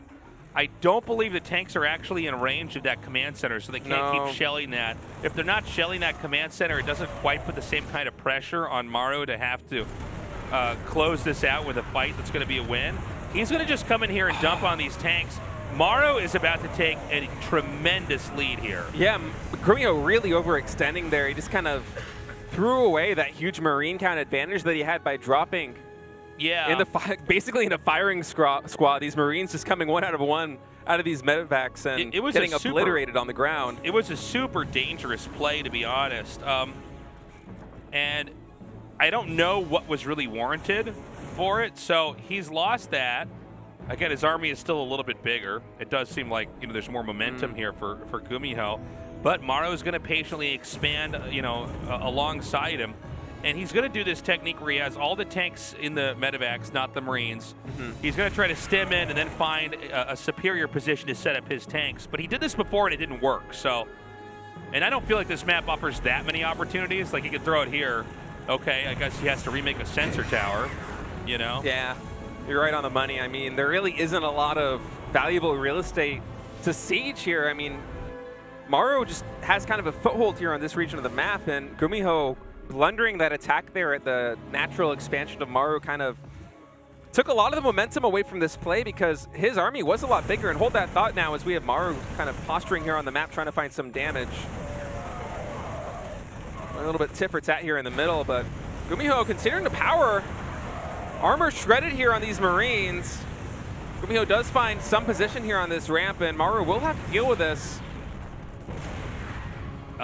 Well, he is denying the gases. That is something when you consider, this is, a big war of who's got more tanks.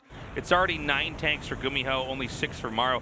Man, GuMiho might take this. He might. It's kind of a weird fashion. I mean, after that blundered attack at the natural expansion, it felt like there was so much momentum in the favor of Maru, as Maru is now going to be able to clean this up. But it feels like all these fights, they keep happening, and then you look at the supplies, and GuMiho is just creeping ahead. Yeah, well, GuMiho, as long as he keeps growing, which is, he is doing, he is keeping things more complicated for Maru. The thing is, Maru is basically, he has to play from behind, and he is, and he's doing a pretty good job of being, and it's not a huge amount behind, but he is a little bit behind here. But, if GuMiho overextends, the game could get turned on its head. Certainly could, and you see GuMiho is really finding success with this lower tech army comp. He's just going for Marines, tanks, and medevacs. He's not trying to contest air. He's not trying to really build up a super high count of starport units. He's just sticking there on the ground, and that's allowing him to maneuver and get this damage in. But the problem is, if these players both reach max and Maru has air superiority, it could be really tough for GuMiho to find a favorable engagement. Yeah. And Maru's playing such a passive game. Look at the siege tank line right here in the CC. Planetary Fortress as well. Okay, you can see GuMiho is still sharking around here, trying to see if, he can take a fight anywhere. But as long as GuMiho has this base that's going to finish up here at the top left, and Maru doesn't, I think GuMiho is right where he needs to be. 3 turrets here to defend. That may make GuMiho think twice about going in there. Right, and GuMiho, if he's able to continue to deny this 5th base for Maru, could find that economy is his pathway to victory. So he actually is going to go past these turrets anyway. Loses 1 medevac in the process. Maybe not going to find too much damage here. We'll get 1 SCV for his trouble. Oh, even 2. That's well, this didn't go well no, for GuMiho. Certainly a trade. What is the tank count at overall? I know that GuMiho has more, but I just want to know how many more. Yeah, I'm not sure exactly. The siege tank count is really the only advantage that he has in terms of like the technicality of his army. 'Cause besides that, it's pretty much just all Marines. And yeah, Maru's sieging up here. This looks like a tough position to break. And if you don't have like Ravens or siege superiority or Liberators right now, as we see Maru has, it's really tough to find engagements. Actually, wow, we missed this, but GuMiho took a forward position right here between the 3rd and the 4th base of Maru and is going to get a ton of damage over here. It's a lot of SCVs going down, and this will eventually get cleaned up by Maru, I think, but man, GuMiho really pouncing here. Oh my god, he's going to go for the tanks. This is so smart. Yeah. I think he thought those tanks could protect the Marines, but instead the Marines needed to protect the tanks. Hold on a second. I think Maru may end up swinging this. Yeah, he really did. Because there was a tank count lead here for GuMiho. And look, what did GuMiho kill? Maybe the least significant command center besides the one in the main. He killed the one in the natural. And getting the SCVs there was great, but losing all of the siege tanks is not worth it. Well, also look at, how exposed these bases are that GuMiho has taken that point up to the north east side of the map, northwest side of the map, excuse me. Yeah, like, this is going to be tough, man. And guess what? GuMiho is still attacking here. This could be unwise as well. It could be. Pushing forward, Maru is going to come back. Dude, +3 finishes for Maru. He's just holding off until he's got a slightly better army. Maru going for a double drop now towards a 6 o'clock position, and GuMiho just feels confident to continue pushing. His comp is pure Marine tank medevac right now. He is not getting off of this, and it's kind of the reason that he's able to continue to take these engagements after having really, honestly, bad trades over on Maru's side of the map. And here comes Maru now in the main base. You talked about how GuMiho isn't really playing with a lot of defense, but I guess his army's his defense now is just going to send the Marines back home. Not a turret in sight. Yeah, now coming down, hitting these tanks over here. He can't get that much done. This has been a wild TVT. Oh, this gets sniped. Yeah, it's really been a unique one, especially GuMiho kind of sticking on this. Oh, you're kidding so me. close. 6 HP. GuMiho just like completely foregoing like turrets and air superiority and just like playing the tank marine game. It's also funny, like machine weapons level 2 is done right now for Maru. It's not done yet for GuMiho. It will be done soon. In fact, he just got vehicle plating level 1. Maru did. Yeah, that's a big army there. By they're Maru. like going right by each other. Yeah, and this is really awkward. He might actually come up here. He's going to come up into the 3rd, but I think he can go from the 3rd into the main. I think he can kill the 3rd, pick up, drop in the main. He's only got a handful of medevacs there, though. His army is mostly just tank, marine, and Vikings. Got a handful of Ravens as well. So he's just going to be slow pushing this on the low ground, but it's going to work. Yeah, well, we have a kind of a base trade situation here. Yeah, I think there's slightly more here for Maru, but they both, I mean, they're both going to be wiping each other pretty hard. Now, we got to watch what's actually remaining in the main here. I like the Liberators coming down here to just kind of thin out these Marines. What is waiting in the main? 2 siege tanks and some Marines. That's going to make it a little bit more difficult to come through. Those Marines are getting chewed up. What about GuMiho's main? I hope they show us that in a second here. Yeah, he's going to tap out his main a little bit more naked. Maru wins that, but I'll tell you something, man, it was not easy for him. No, it wasn't, and that was just a really peculiar game, honestly, almost from start to finish. I loved the way it went. You know, you could see they're both very skilled in the early game. It was really a one-of-a-kind early game. GuMiho surviving the double Raxes, but then Maru was surviving push after push after push. I do think that GuMiho got a little bit wasteful with his tanks. I don't even think there was any one thing Maru did that stood out. He was just solid overall and better and more efficient with his units in general. He was really effective at pouncing on GuMiho whenever GuMiho was caught out of position. Yeah. We saw that a couple of times where GuMiho's siege tanks weren't being covered by his Marines. And we also saw it when GuMiho took a really aggressive stance at the natural expansion of Maru and tried to go for a huge drop to take that position. Maru, with fast reactions, just mowed those units down. And a couple of fights like that, that's all you need if you're having a technical superiority army, as we saw Maru did. And he was able to carry that to a win. But as you said, it was not easy. No. Data C going to be map number 2. And I'm like, no. No. No. I don't know, man. Let's see what happens on Data C. I do think GuMiho could take a game, maybe even 2 here. It was a very even match. I feel like I don't get to see Maru work that hard that often in TVT. Certainly not. And you can see why GuMiho is a threat because of that. I can do this all day. Believe me when you hear me say I can do this all day. There's nothing that I cannot say. Storm Gaming, GuMiho.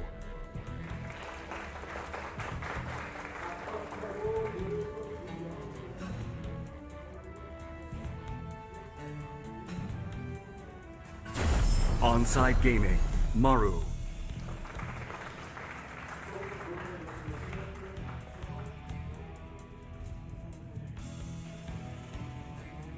Man, that last match was just so interesting. I'm still trying to process everything that happened. It was so hard to follow. TVT I've always been interested in because I think it's always actually been a little bit harder to follow than the other matchups. Like, there are moments where tanks totally destroy Marines, and then there's moments where Marines totally destroy tanks, and moments where it's completely worth it to drop into locations with your army, and then moments where it just isn't at all. Welcome, guys. Thanks for coming down. And, like, you have to be able to look at situations and parse the data so quickly. In a matchup where a lot of the units, they're all very glass cannoning.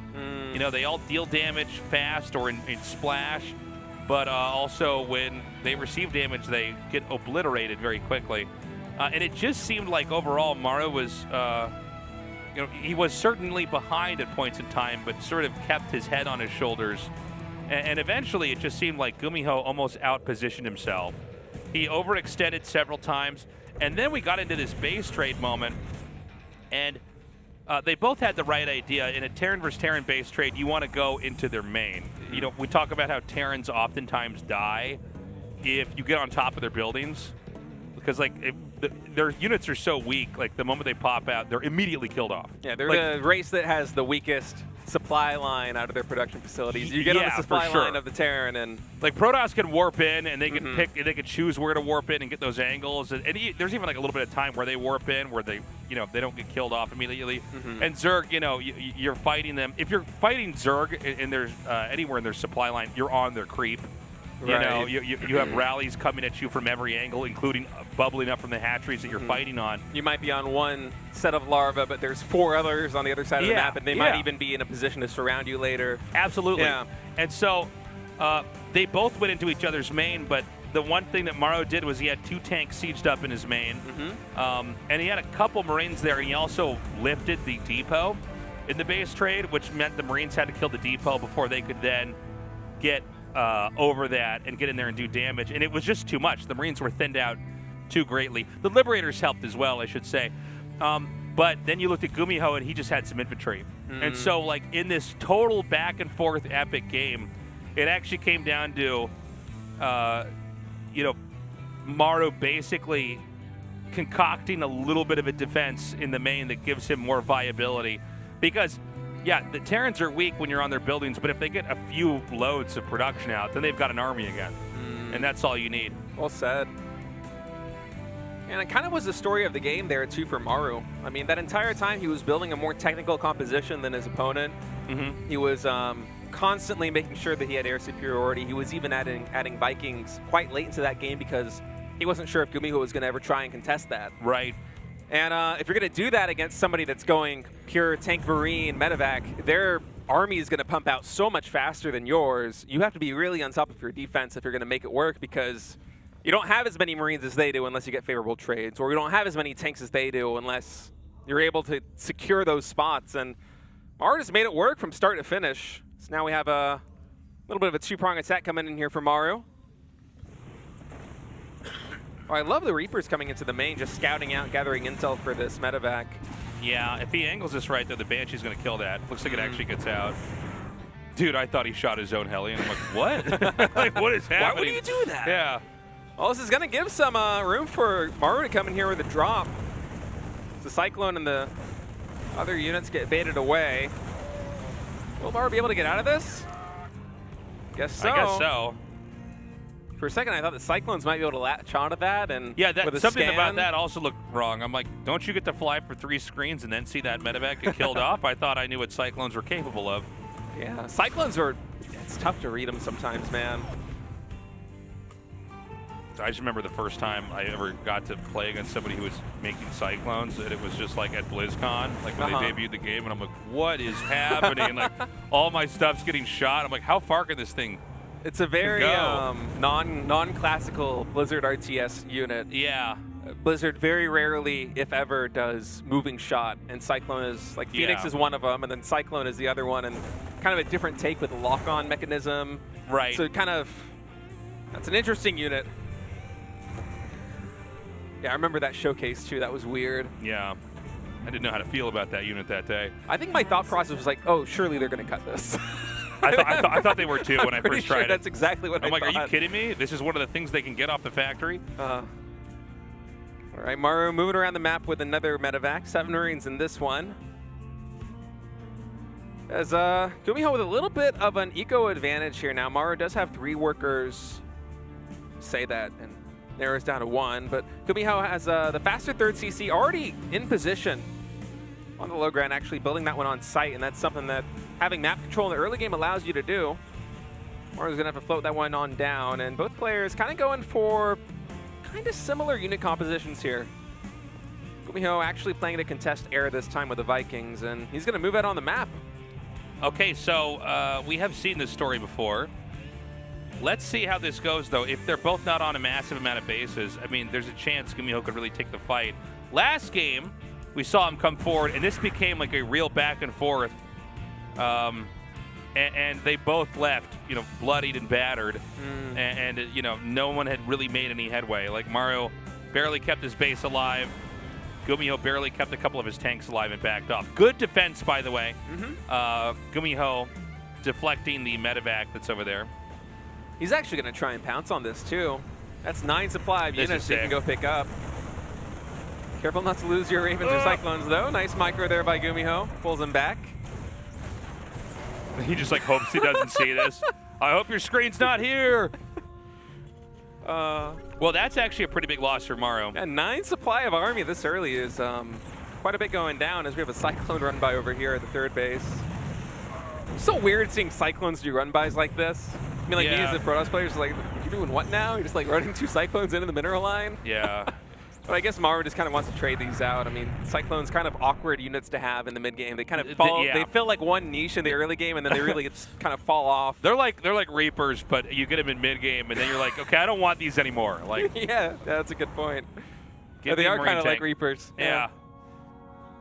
All right, GuMiho maybe going to try and ride the momentum of getting those 2 Cyclones and 7 Marines and medevac off the map and leverage this army. And Maru, how many? Well, he has all of his Ravens over there. So many Ravens. Ravens help in defense right now. So Maru is just going to fly these all the way across and use the auto turrets, I assume. Yeah. But, like, I mean, I feel like he needs these back at home, though, man. 2 tanks over here on the side, and with these Ravens, man, you can disable these tanks. And the Vikings as well. This is... Ooh. And GuMiho's in control of this position. Maru's committing to the counterattack with auto turrets, though. That's a ton of Ravens coming into the natural expansion. Okay. How much damage is this going to do? He can actually kill the E-Bays, which I thought he might do, and then I didn't want to mention it. I'm like, is that really what he's going to do? I don't want to look dumb. Well, I look really smart, but I should have said it earlier. Should have said it. He actually doesn't get infantry weapons, so you are still... Yeah. No, it's dumb. I take it back. No. The insecure version of me was actually the smartest one, it turns out. He got armor, though, so that's only +1 for GuMiho coming up right now. And this position is really tough to break. Maru is coming back now with these Ravens. I believe 3 of them did survive, but this is really a tough spot. Air superiority just completely in favor of GuMiho right now. I feel like GuMiho may actually just kill him here. Potentially. Like, it seems like such a gamble. I want to know... well, if he loses his Vikings, maybe it won't be. I was going to say, it seems like such a gamble to not have your Ravens here, especially with Vikings to spot. But, hold on. Okay. Did GuMiho bungle this? Let's find out. Everything's getting pulled right now for Maru. 12 SCVs going down, as it looks like he will have just enough to break through. And worker counts after this are going to equalize, even the Vikings going down. Dude, Maru is just built different. Huh. He just gets the ebb and the flow of the game in a way that I can't explain. We'll see, though. Yeah, yeah, you're right. Let's see what he can do now. There's going to be another attack coming out here. They may end up colliding into each other here. There's a lot more Marines here for GuMiho, but keep in mind, upgrade advantage in the favor of Maru. Marines getting traded out. Quite an even fight. Well, I mean, GuMiho wins that, but is it going to be by enough? He's even landing a mule here to repair that.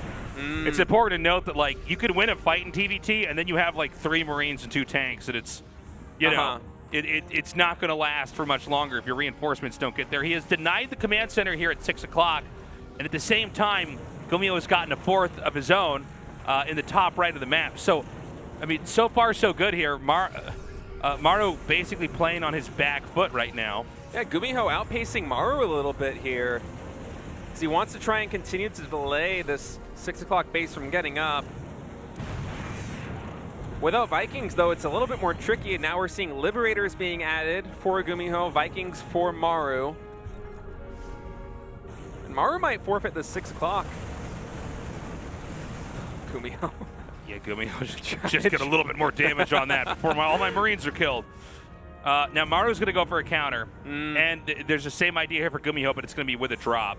Yeah, I like this play by Maru coming out he's right like, now. I'm going to kill both of his eBays. I mean, that +1, look at the armor, the upgrades right now in favor of Maru. 2-2 versus just +1 attack. So these Marines are going to absolutely shred. And he's not teaching the tanks in the back. Oh, no. Oh, my God. And GuMiho, I don't even know what's going on. These are all just getting killed. Yeah, GuMiho thought he could Oh, GG just ended. Oh, my God. It was a catastrophic failure. We just get GuMiho on camera and he just explodes. That was... Whoa. Yeah, that was catastrophic, to say the least. As Maru's going to be the first player to advance out of Group C.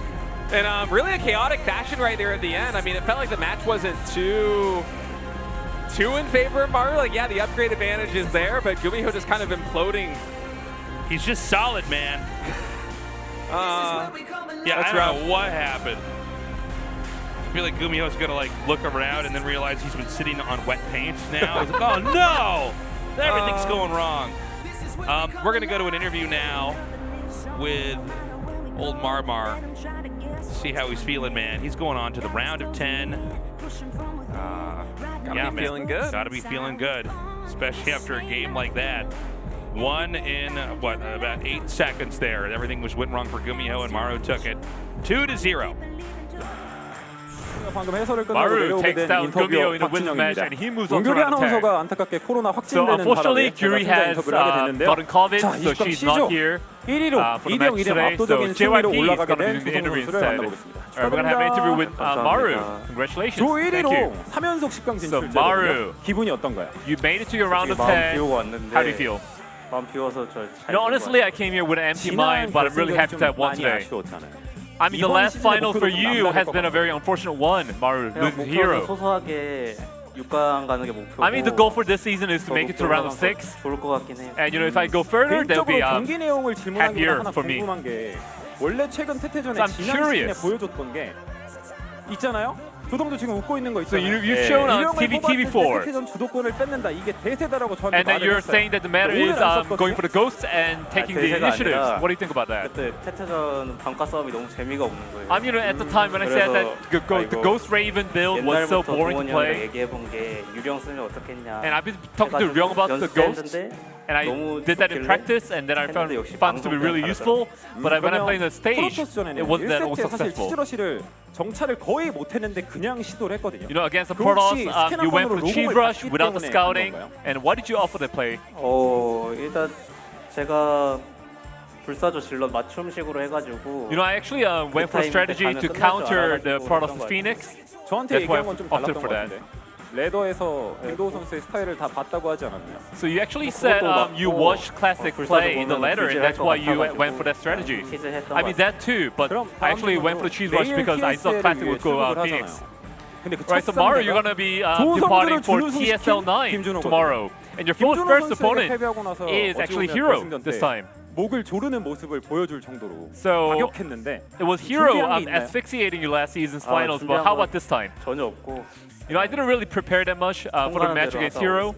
그래도 So I'm just gonna go there and then play comfortably. 맵이 좋아졌다 이런 게 혹시 있을까요? So anything that changed for the TVP matchup? 솔직히 제가 생각하기에는 별로 안 좋은 것 같아요. I mean, as for maps, I don't think it favors me. I don't think it favors the Terran. 그냥 전 시즌보다 더 안 좋은 것 같은데. I think it's gonna worse than last season. 제가 준우승 해버려가지고. 그럼에도 불구하고 TSL에 선전하길 despite that, 바라면서 마지막으로 we hope that you have a successful performance in the TSL 9. So anything else you want to say? 아쉬우셨을 텐데 이번 시즌은. I mean, my fans were probably disappointed with my final results, but this time I'll not disappoint you. Once again, congratulations, Maru. Thank you. And thank you, Andy. Congratulations to Maru. He's going to be going on to the next level. That means up next we are going to have a PvP. And we'll be going to that after this break. We will be right back.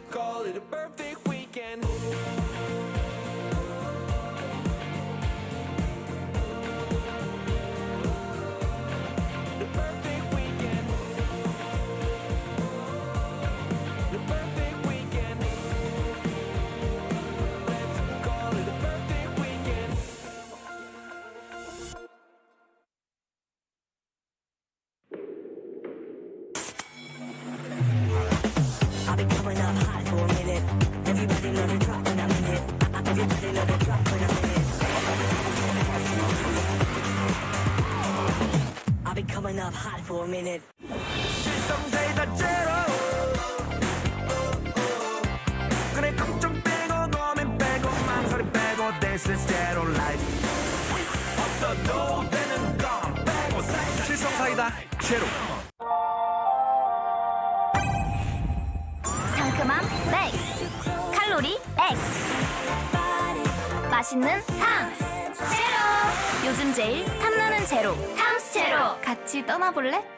아침엔 라떼 홀릭 점심엔 라떼 홀릭 저녁엔 라떼 홀릭 둥글하게 달콤하게 라떼 홀릭 달달한 충전이 필요할 땐 칸타타. 라떼 홀릭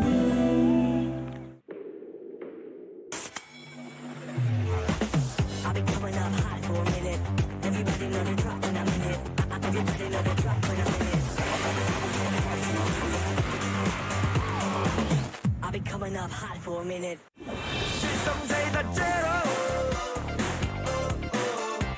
그래 걱정 빼고 고민 빼고 망설임 빼고 This is zero life 없어도 되는 건 빼고 실성사이다 제로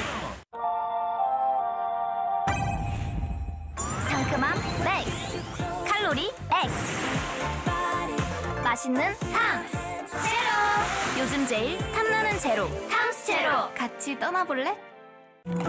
아침엔 라떼 홀릭 점심엔 라떼 홀릭 저녁엔 라떼 홀릭 둥글하게 달콤하게 라떼 홀릭 달달한 충전이 필요할 땐 칸타타.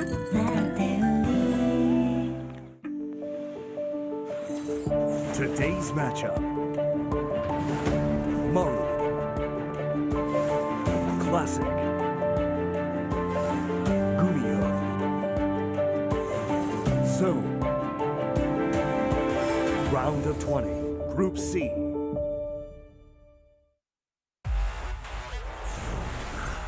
(2022) Hot 6 GSL Season 3 Hey everybody, we're back. It's time to eliminate one of these players. PvP up next.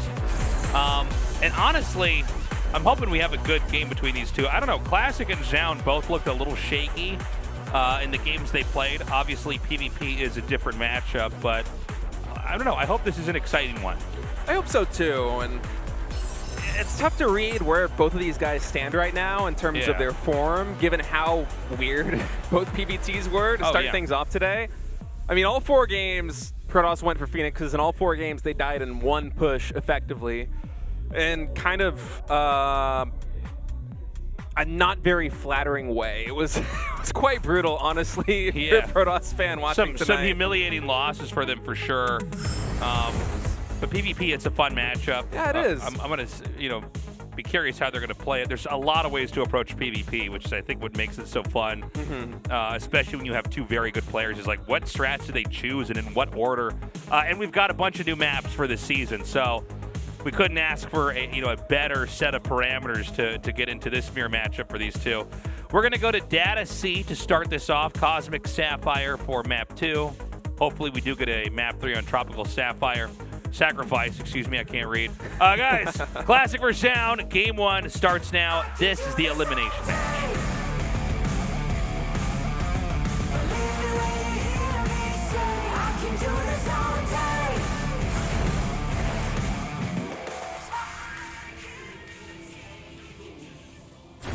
Prep Esports Classic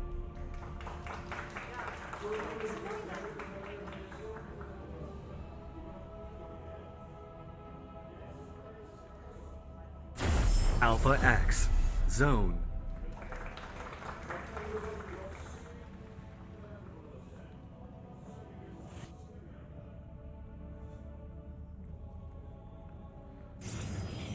Okay. Yeah, we have gates at the entrances on both sides. Classic did send his probe a little bit quicker, but it's not that much quicker than when Zoun sent his. And a lot of times this seems to be basically a setup to just confirm what's going on. You come in and you go, all right. So you can body block the... This is so funny. Yeah, the gas. Zoun was afraid that Classic might do something really cheeky and go for a gas steal there, but not going to happen.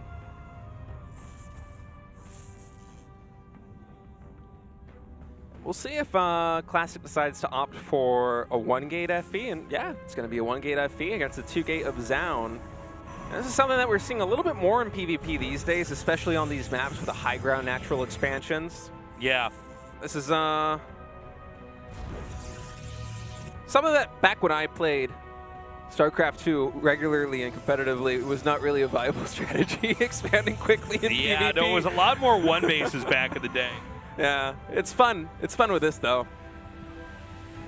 See exactly how Classic is going to leverage this, and Zoun probably is going to build a handful of gateway units and go for that expansion. Again, of course, building a wall, as we've seen earlier today with that proxy 2-gate against, or proxy 1-gate, excuse me, against GuMiho, it can come back to bite you. Yeah, I mean, you're not blocking it. You know, the thing is, there's no building that doesn't have value in the game, right? So you could be essentially hit where it might hurt the most if that you can make that the target. So we're going to see, but clearly Zoun going to be on the offense here with the double gate. I have seen some plays where they'll proxy a robo. That's what I was looking for.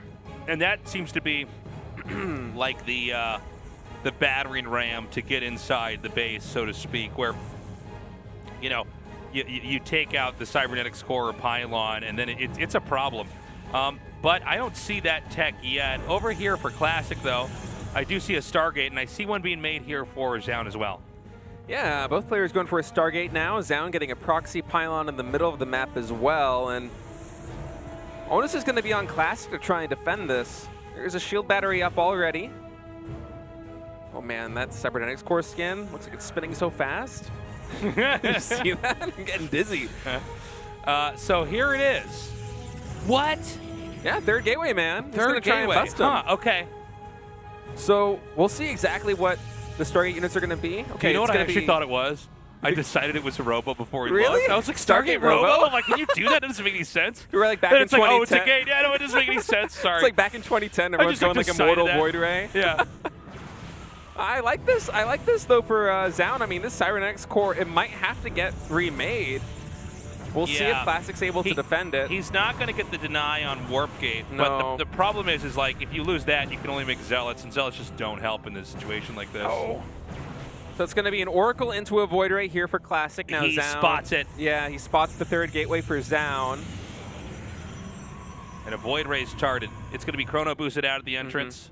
Zoun going for Oracles of his own. Now, we haven't gotten a shot of Classic's main base, but you'd have to think that he has a battery in there. Yep, there it is. It's like they can hear me, man. Yeah. He is going to send the Oracle in. What's actually in the main right now for Zoun? I don't know how safe he is. So he had 2 Stalkers, and he actually just deflected that Oracle. It's at like half HP. So Zoun right now, safe back at home. The question is whether he's going to be able to find damage, and it's this warp-in of 3 Stalkers. It's probably going to be the match that's lit to kind of poke up this ramp, but you see the Void Ray here. Yeah, the Void Ray, first of all, kills that one Stalker immediately. Dude, I don't know if Zoun can actually play in this game for much longer because he's not going to have another base. After a couple more Void Rays, you really do just kill all of the Let's Stalkers. see, though. He's getting a good number of workers, but even after getting 9 down, he's still behind 5 workers. 20 to 24 now, Classic versus Zoun on worker counts, and for the second Void Ray out, yeah, I don't know. I was thinking that he might be able to break it with a fast third gateway, but this is looking really scary. I think Classic's defense might be enough, and Zoun just continuously falling behind workers now. I'm not sure he's going to be able to break him. I think that this is almost over, man. You know, in fact, you know, Classic's so confident he's not even making more Void Rays. Oh my God, he didn't even get the kill yet. He's going to get one of them, though. That's 1 Void Ray down. Okay, well, maybe this is going to be bad. Let's see. It's really tough because these are the kind of things that the Stalker Ball can snowball very, very quickly. And once you get in high enough counts, like we're at 13 Stalkers now for Zoun, suddenly the shield battery doesn't really matter much anymore when you can one-shot Stalkers or 2-shot Void Rays. But we'll see right now. I mean, the army supply is still very even. Classic does have the defensive advantage, and even all these workers going down for Classic, he still has the lead. So not over by any means as more Stalkers continue to get shaved off. Zoun. Good stasis ward. Another Void Ray is coming up. Again, it's an all-in, man. I mean, there's no lights are blinking over back in the base of Zoun here. There's no upgrades coming. There's no probes being made. This is all a matter of can the one baser overpower the two baser. Oh my just God. barely gets that. Oh, dude, he might have enough to break him. He might. This is kind of crazy. He's going to get the other. Oh, sorry, the first gateway here, not the other. Yeah, that was there a core that was killed earlier. 2 Void Rays out for Classic, but again, we're at the point where these Stalkers can two-shot these units. 19 Stalkers out now for Zoun. Man. He needs to get this Robo finished. He should never have stopped making Void Rays. He started to rest on his laurels. He's going to have to try to stop this now. He's getting close. He's coming up here. We do have this one Oracle, but you know there's a battery there. He's going to have to find the right spot to hit. Another Void Ray pops out. Good stasis ward. Yeah. Anything you can do to kind of stifle production here. All right, here we go. Stalker's poking up for Zoun. He whittles away at Classic Stalker count quite a bit. Actually coming in again. He's at the point where he can start one-shotting some of these Stalkers, or at least he was for a moment, but now suddenly losing all those Stalkers in the front. A lot of the firepower, God, we can't. Resting on his laurels. Firepower. So, yeah, I mean, I think he holds now, right? Yeah, it looks he gets like that it. Void Ray. I mean, it's so awkward. I think once the Immortal is out, Classic is going to be fine. But yeah, it's been this really awkward stage for the past couple of minutes where Zoun is reaching he's like almost getting to critical mass with his Stalkers where he can break this. And on the flip side, Classic kind of just has enough to defend. But now that the Stalker counts have almost equalized and Classic has an Immortal out, I think that finally his defense is solidified, and that's going to be it. Classic wins. The honorable player wins. I'm just trying to play proper RTS and expand. Yeah. But man, Zoun kind of gave him a run for his money there for a minute. Yeah. It was a little bit scary once the Stalker count was reaching, the low teens when he was able to start one-shotting or two-shotting these Stalkers in Void Rays for Classic, but Classic just really tenacious with his defense, relying on those batteries, trading out units bit by bit, just not letting Zoun get critical mass, and once that Immortal is out, that's it. Yeah, that's it, man. Now we're going to go into Game 2. So Zoun needs to step it up. Cosmic Sapphire is where the fight is going to take place. Classic gets that 1-0 lead. Zoun with the all-in. Are we going to see a little bit more conservative play, a little bit more develop focused, or what, man? I mean, there's so many different ways to play this matchup out. Our map has already loaded up. Guys, this is Game 2. Remember, the loser of this series is out of the GSL CODES Season 3.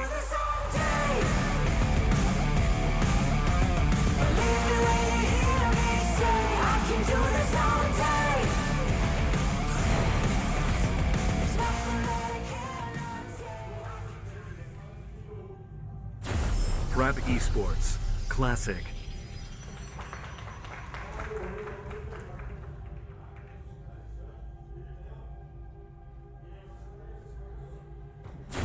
Alpha X Zoun.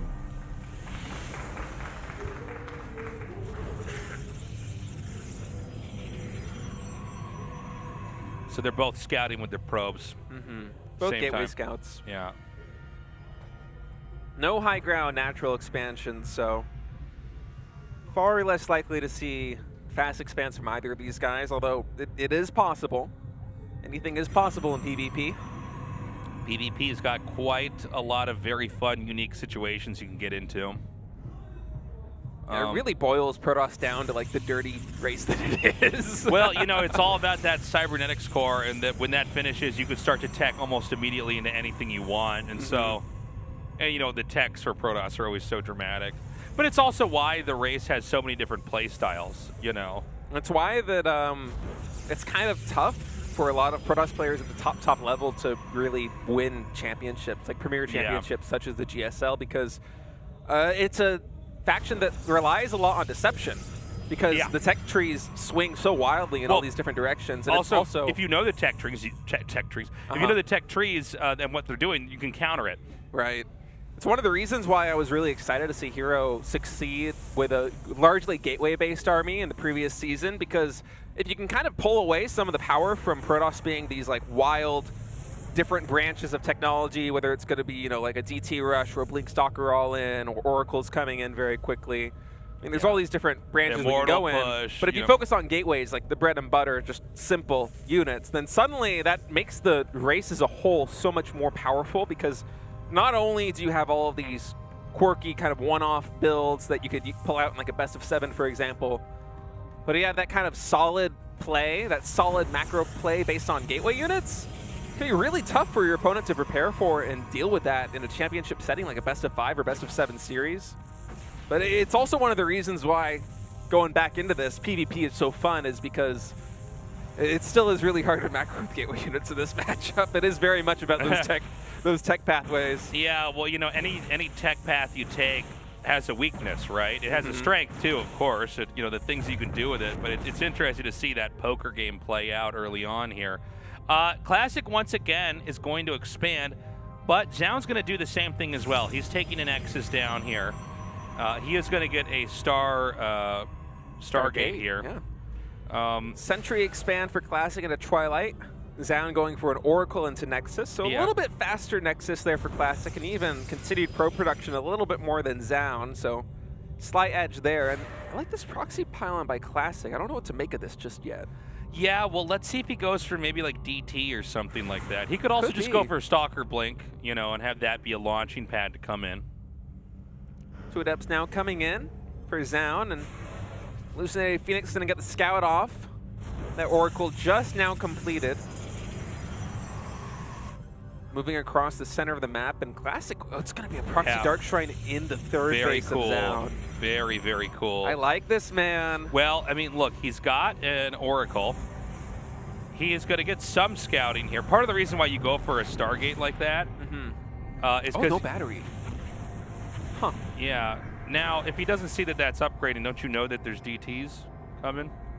You would think so, but honestly, it's kind of tough to tell. Like yeah, the blinking rates, especially if you're on stage and like you're competing and you might be a little bit nervous. Yeah. It's like, am I in my own head? Like, is it upgrading? Is it not upgrading? Because it can be. Oh boy. Oh no, he's not going to see it. He's not going to barely see get out. Wow. I thought he might actually check he might see the probe moving out. Yeah, but see the blip and then go, wait a minute, and then just go down there and see that. So this strategy is going to live on.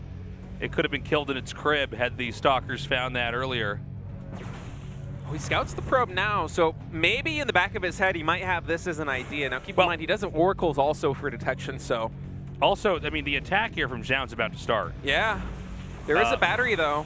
I love the Hallucinated Stalkers here, just making it look like he has a little bit more than he actually does. It's some big brain stuff. Yeah, it really is. And the Dark Shrine's done. Here we go. Beautiful timing, too. That gateway finishing just in time to boost the DT warp in. Zoun's gonna have to recall these why did he make Oracles, one adept man. there? That was odd. Yeah, I'm not that sure. Must have been I remember I was looking at the units that were queuing in. I'm like, is he only making? Oh, hold on a second. He's gonna recall this. Only one Oracle getting recalled right now. It's gonna get immediate revelation in the natural expansion. Probes pulled from the main, so nice response here by Zoun so far. Lots of lost mining time. Oh, that's why he brought the Adept. Because he knows they're all gonna be here, so he can one-shot him. Got it. Okay. He only gets like 2 probes. Okay, 3. That's good. That's good. And there's a third base being taken. Yeah. That's a lot of lost mining time. I mean, this whole time, Zoun has been on effectively 1 base saturation for like the past like 30, 40 seconds. And that's 17 plus probes that aren't on minerals for nearly a minute. That's a lot of money down the drain. So even though not a lot of workers went down there for Zoun, Classic gonna be happy with that, especially coming in here, giving him kind of some breathing room. He can take this 3rd Nexus now. Zoun's on the back foot. He's all the way back at home. And Zoun, if he's going to try and get any pressure off, it's going to be difficult. Classic's Blink is already a 1/3 of the way done. By the time this push hits, he's not going to have a very large window where he'll have an upgrade advantage. Yeah, I think you're right. I mean, right now I really like this game and how it's going for Classic here. I think the fact that he's already got Archons in with the mix, you know, that's one of the great things about the DT tech is you have that opportunity to get in there and kill workers, but then you can go right into Archons, which are going to make Zealots not that useful. Especially the synergy with the shield battery on defense, with like low unit counts like this. Archons can just tank forever, man. Like that does not die with a shield battery of all units. Yeah, he's not getting in there.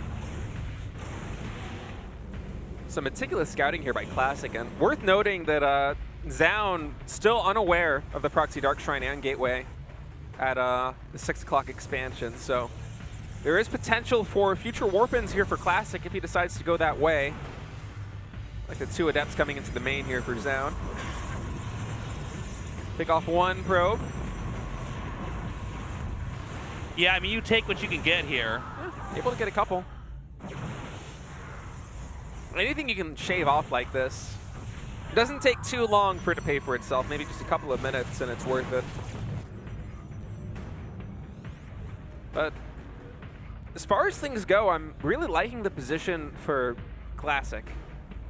Up a couple of workers, has a little bit more of a developed army, I would say. I mean, constantly being able to hallucinate Phoenixes to scout if you need to, or pop Guardian Shields, get some force fields is always a utility, but also having Archons already out, having an army that can really just kind of stand with what Zoun has as these guys are equalizing is nice, and getting an Oracle there is good too. I feel like Classic's just, you know, if this is a race, he's getting a little bit further and further ahead. Yeah. With the Warp Prism coming here as well, looks like he's finally going to kill this tech, by the way. It does look like Classic is almost ready for a fight. He also has an Archon. He could have some more, you know, here shortly. He's going to have Charge. I don't know if Charge is done yet for Zoun. I wasn't looking, to be totally honest. I think it is for Zoun, and okay. yeah, Classic is just about to finish his. +1 ground weapon's going to finish it roughly the same time for these guys as well. So pretty much everything's even in terms of armies, except Classic's army just a little bit more nuanced here. I mean, the 3 sentries, the 2 Archons. I don't know what the Archon count is exactly here for Zoun, but certainly... I don't think he has it, does he? Oh, wow, he's actually on 3 gas. I didn't even notice that he's on 3 gas. Oh, yeah. Oh, that's why. Okay, no, that's funny, because I didn't notice that either, yeah. So he seems to have some other kind of math problem in his head. He's trying to map out of, like, maybe having more Zealots and Stalkers, but I don't feel like this is going to work at all. I feel like Classic's just going to have a more proper army. He's Classic's continuing to expand ahead of him. And, like, 3 Archons, that kills so many Zealots. It does. Kills a lot of Zealots. Archons are really critical when you come into these, like, charge Zealot fights. But nice stasis here. Might give Zoun, I was going to say, it might give him an opportunity to fight, but Classic's army still just looks better right now. I mean, this Stalker count is so high. Look at this arc here, man. Yeah. This is so sick.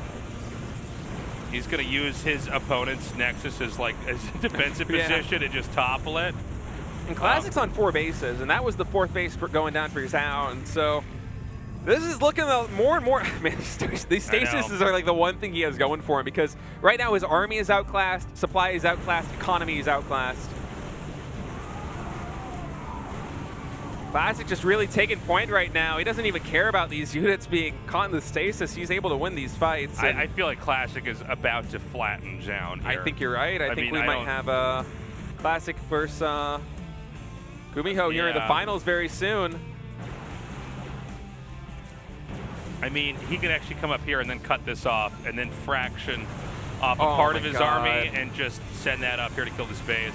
Yeah, he's playing this really slow, but frankly, if he didn't try to play it slow, I think he would still be fine. He's got a 30, going on 40 army supply lead right now.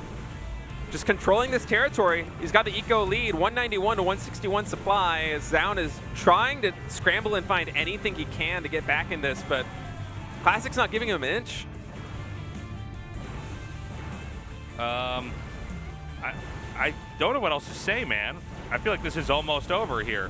Yeah, I think we're going to have an engagement pretty soon. Yeah, he could just keep sending more Stalkers and Zealots up here if there becomes an imbalance. He still has all these Archons, and he has Charge available here. 35 to 16 Zealots, 4 to 2 Archons. It's kind of crazy. Yeah, Zoun really doesn't have a path to victory here, except maybe the most wild disruptor shot of all time. That's a pretty good one, but not bad. He's going to need a lot more than that, man. Yeah, he needs to save a Nexus in that time, though. Oh my God, he almost got the disruptor. He blinks in and gets it. There's no force fields. Yeah, oh, he's free to do this. Second disruptor pops. He just, sidesteps that. Just the economy right now is overpowering here for Classic. He's going to wait for the next disruptor shot here. Oh my god, these stasis wars is just so funny. He keeps getting great stasises, and like, even with all these stasis traps, he's not able to make anything happen. Now, this is one opportunity he might have. I feel like if he's going to have to pounce, it has to be right now. This is his one opportunity to have a good fight. He misclicked on the warp prism there. Yeah. All right, Zoun kind of turning this one around a little bit here. That stasis paying dividends is... I can't believe this. Yeah, that's... Now, does he actually win the fight? There are disruptor shots coming here, by the way. Oh, big shot.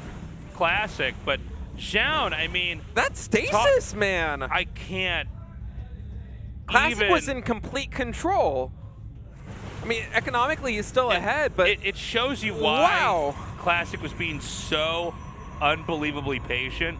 Where it's like, come on, man, just finish him off. And then, like, you see that happen, and somehow Zoun just, like, endures all that damage. Again, Classic is still, well, actually, he's not ahead anymore. Army supply is massive. I'm honestly in disbelief. I feel like that was just a complete blunder. He had such an army advantage, and then he just walks into a stasis trap at the third base and loses his army as a result. Like, that was like 20 supply caught in the stasis, and that whole time he could have killed that Nexus. It seems like he was watching that entrance more than he was watching the fight at the third base that he needed to win. Yeah. You know, it's hard for them to come out. Suddenly Obviously, we have a new game. I can't believe it, dude. Yeah, I'm kind of in disbelief right now. That looked like the most unwinnable, not even like, well, not even win or lose, like the game is going to end here because there's no other direction it could possibly take. That stasis was like the only possible way that Zoun could claw his way back into it, and it worked. Yeah. And Classic had the hubris to even stay after getting all that army stasis. I mean, he also could have just sacked that one little segment of his army and gone back home, remax, and then come out and fight. But instead, he decided to take the fight with 20 plus supply and a stasis trap, and now supply is 162 even. Zoun with a warp is going to bring that up to 176 as he has an army supply advantage, and this one might go on a bit longer, man. Yeah, well, let's see how much more of a fight that Zoun has in him. I mean, these are two very different armies. We've got serious disruptors coming out now for Classic. Yeah, 2 disruptors at a time for Classic. And he's going to have this warp prism that's just not full of anything. No. Maybe trying to find his way into the main base for a potential warp in later. Yeah, maybe try to force a recall back there or something like that. We have Classic stampeding down here to 6 o'clock. Yeah, might be able to catch Zoun out of position and deny this base yet again.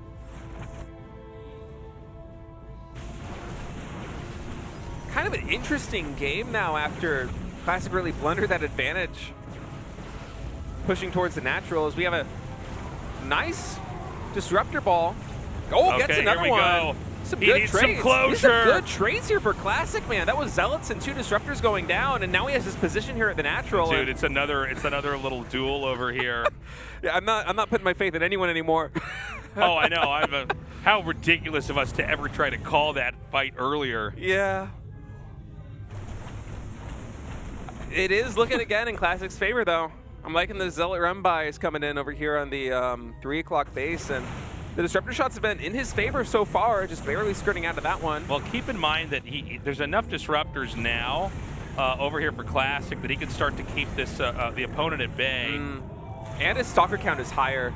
Yeah, so he's got a little bit more mobility. Right, and you kind of see that Zoun, like his army supply is about even, but Classic just has the better comp. He has like Blink Stalker Disruptor. I mean, the Zealots and the Archons, they don't really add any value because they can never get close enough to take a fight because of the disruptors. And Classic now mixing in Blink DTs. We have 7 Blink DTs on the field. We've seen everything now. And with Blink DTs, I assume we could blink on the cannon and or Nexus. I think that's the play. It's almost like trying to snipe a planetary, you know? Yeah, same idea where it's like, I just got to get up there and get and do the damage in time. Classic really just controlling this area of the map, and I'm actually surprised he's going over here to the 3rd base. I thought Shirley would have gone to the 4th. He needs to kill this Robo. Okay, I don't know that there's observers over there. Yeah, that's another disruptor going down. Okay, Classic he's going to snipe in. him. 2 more disruptors going down. Oh, it seems like Classic might have the right amount of material to kill here. He's just played patiently enough. It's going to be Zoun back on 3 bases, Classic on Going five? on, yeah. Going on 6, excuse me. I almost For us missed players, the bottom. man, we can't count that high. We can't count, We're dude. apes. Now, he's going to hit this base. Yeah, this is it. Yeah, Classic looks did like... it. What did PvP, Oh though? my god, is it it? Because we just had 5 more disruptors go down. I mean, it probably still is it. But Probably still jeez. is it, man. I mean, This game's giving me a heart attack and a half. Zoun now down to 90 supply. He's getting a counterattack in. He is finding some damage, but back at this home, is too much. losing the natural, losing the third base. There's enough bases and enough gateways the Classic can warp in to deal with this. Did he just have that recall get canceled? Yeah, that was funny. Yeah. Wait, that's one way to. Oh, Fizzle out there. Classic kind of throwing a huge advantage there and then recouping in a longer than it needed to be game, but he will go on to fight GuMiho in the final match of the night. Hell yeah, dude. Let's go to that match, man. Classic's first GuMiho. What year is it? Yeah, wow, that was something else. That was, you know what? Props to Zoun, though, for, like, he grinded fighting it out of that. That goes to show you, like, when you're watching stuff, you're like, what is he doing? Why is he wasting his time? No, because something like that can happen. Guys, short little break. We come back. The final best of 3 of the night.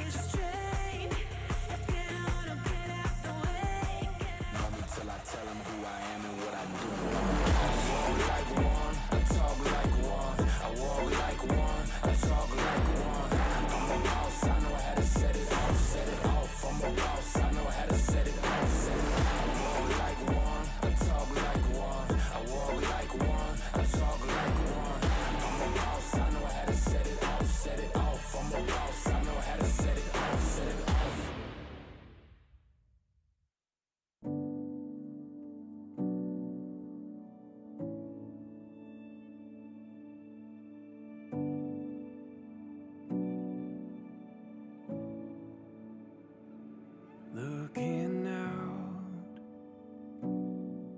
the morning air is waiting for us now.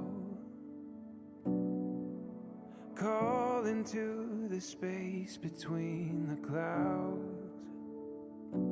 There's something beautiful in the quiet we have found. Something beautiful. We will go as far as our feet can take us. Heaven knows the world that we will find. We'll paint the open sky, illuminate the night. You and I,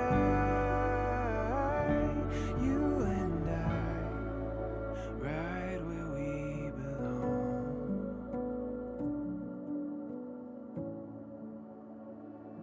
Come alive. Every flower opens in due time.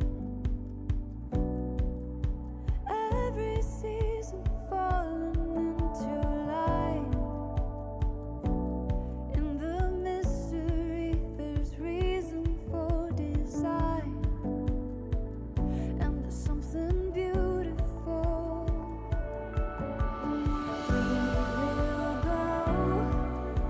As far as our feet can take us, heaven knows the world that we will find. We'll paint the open sky, illuminate the night. You and I,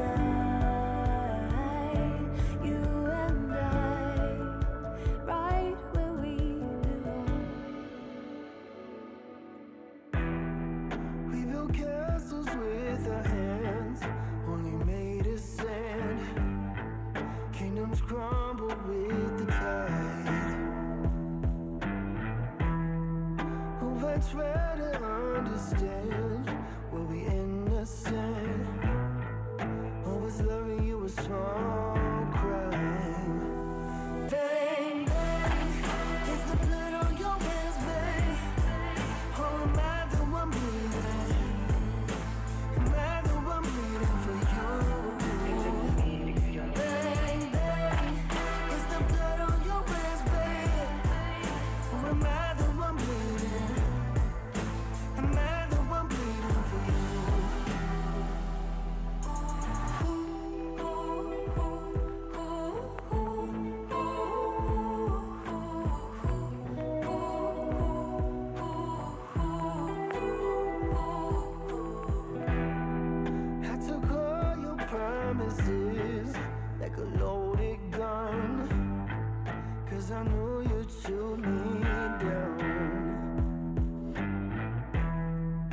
maybe I'm the one to blame.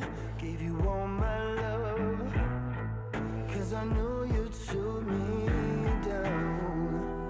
Baby, is the blood on your hands, babe? Or am I the one bleeding? Am I the one bleeding for you? Baby, is the blood on your hands, babe? Or am I the one bleeding? Am I the one bleeding for you?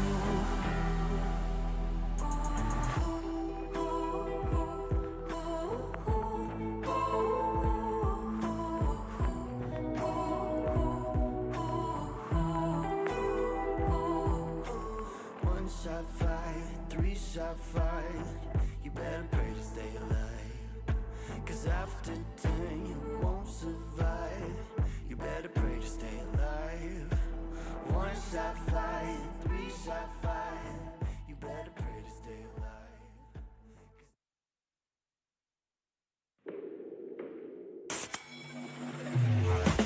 I'll be coming up hot for a minute. Everybody know the drop when I'm in it. Everybody know the drop when I'm in it. I'll be coming up hot for a minute. Some say that zero.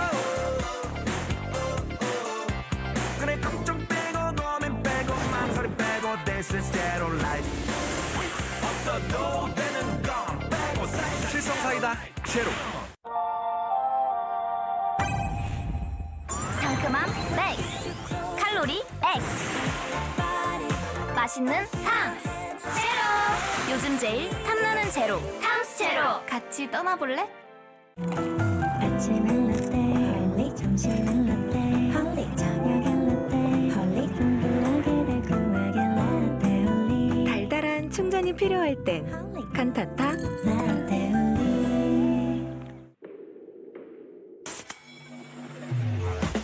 I'll be coming up hot for a minute. Everybody know the drop when I'm in it. Everybody know the drop when I'm in it. I'll be coming up hot for a minute. Some say that zero. 그래 걱정 빼고 고민 빼고 망설임 빼고 This is zero life. 없어도 되는 건 빼고 실성 사이다 제로. 상큼함 맥스, 칼로리 X, 맛있는 탕 제로. 요즘 제일 탐나는 제로 탕스 제로. 같이 떠나볼래? 아침은 라떼 홀릭 점심은 라떼 홀릭 저녁엔 라떼 홀릭 풍부하게 달콤하게 라떼 홀릭 달달한 충전이 필요할 땐 칸타타. 라떼 홀릭 Today's matchup. Maru. Classic. GuMiho. Zoun. Round of 20. Group C.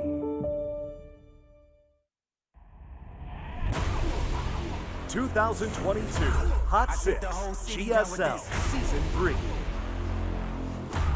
I take the whole city down with this. Takes the whole city down with this. You hear those lyrics? The whole city? Whole city. Oh no! GuMiho vs. Classic is up next, guys. And I gotta say, I think this should be a close one. It's kind of fun that we have these two, you know, facing off. This was really like a matchup from like 4 or 5 years ago that I feel like we would have all been super hyped about. But it's 2022. They're here in Group C. One's going to move on. One's going to be knocked out. I'm liking the way things look for GuMiho right now. I mean, both Classic and Zoun really struggled in the TVP matches we had earlier today, and especially it was telling in the interview. Maru said that he kind of prepared strategies that were good against Phoenix because he just knows that that's what Classic has been practicing. Yeah. And I kind of feel like if Classic doesn't mix it up and kind of deviate from that game plan here against GuMiho, he might run into the same problems that he did against Maru. So I'm interested in seeing kind of like what Classic's game plan is going to be here in the final match. I don't think that the Classic can do this Phoenix stuff for much longer. It seems very obsolete. You know, GuMiho he can watch the games. I get asked this from time to time on Twitter, by the way, guys. Can the pros watch the games? Yeah. Yeah. They can watch backstage. They can watch in the audience. We don't have any rules for that. So, I mean, you already saw Classic get taken down, and, you know, GuMiho doesn't appear to have any issues with this matchup. So I think Classic needs to go back into that toolkit, come out with 2 other builds, and play a very different game. That's my thoughts. We're ready to go into this map 1, guys. It's going to start on Data C.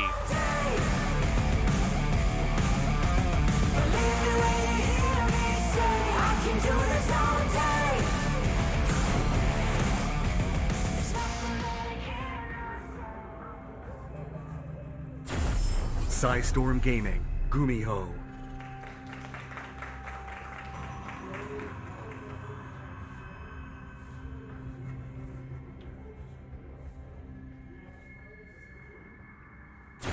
Prep Esports, Classic.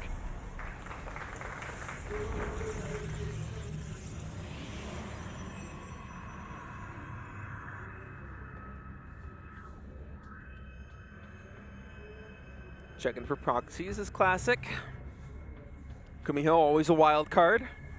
Yeah, well, GuMiho has always been, I think, a tough player to prep against. Oh, in some ways, I feel like he's actually the toughest, maybe Terran to prep for ever in GSL, even though Maru, I think, is like right up there with him. I think Maru wins more no matter what he does, but I think what GuMiho is doing, a lot of times people just can't figure out what it is until it's already started, and by then it's too late. But, you know, again, I don't feel like GuMiho is going to be that uncomfortable going into this. No, you know, not at all. I think he's, you know, feels strong in the matchup, and, you know, it does seem, and by the way, this was true last season. I talked about this a little bit. I talked about it incorrectly because I thought everybody was going to play like Hero last season. I thought that's what was going to happen, and we're going to see all the Protosses kind of revolutionize and evolve like in the season. Yeah. And it actually didn't happen. Just Hero played like Hero. And I did it here today, where I'm like, well, I mean, you guys saw what Hero did, and he just won GSL. Right. And I thought that we were going to see games that look like that, and now we don't. No. We don't have games like that at all. So, oh, by the way, he's going to one base factory? Yeah, one base I was factory. looking at you. I look back at the mini map, and I'm like, what? So, you know, I don't feel like our Protosses have modernized. I mean, that being said, it's a lot more than just knowing what other players are doing and doing that. There's all sorts of things you have to map out to play a healthy game and play it out right. But, yeah, you know, so far, here we go, Classic with the Stargate. Now, again, I think if he goes for Blink and maybe, well, I don't know. You know, one thing that's kind of funny is probably the best thing that Phoenix is against is like a one base factory play. Yeah. So we might actually see Phoenixes again if Classic has an idea that this is coming, and I think he should.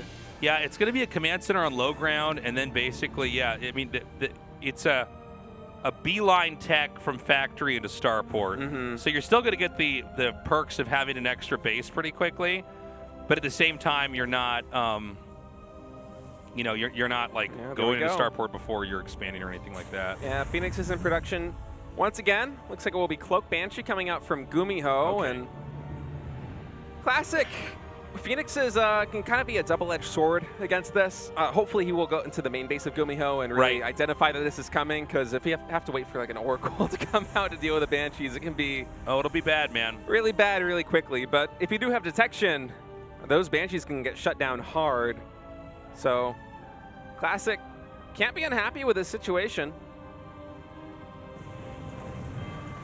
Once again, flying, and I feel like we had almost this exact thing. Oh, he did not see that. No, he didn't. This is like almost identical. I guess it doesn't matter. This is identical to what happened against Maru. It was like the Reaper went up at like the exact same spot, and the Stargate was placed at the exact same spot. Yeah. Same map. So funny. Reaper was not able to spot it either time. But I guess it doesn't matter if you see it or not. If you see the second Phoenix come out, you go, all right, well, didn't get an Oracle.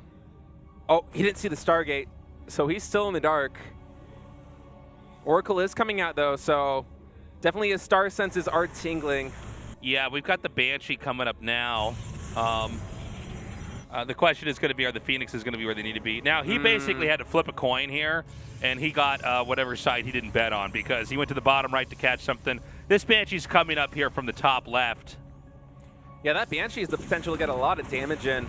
Probe's already going down. In the meantime, GuMiho is moving out with all those Marines right in the middle of the map. Revelation will pop. Stalkers will push this back, but 4 probes already going down, and this third base. Banshee harass is supplemented with a pretty sick push. I mean, GuMiho's going to take that out and a pylon.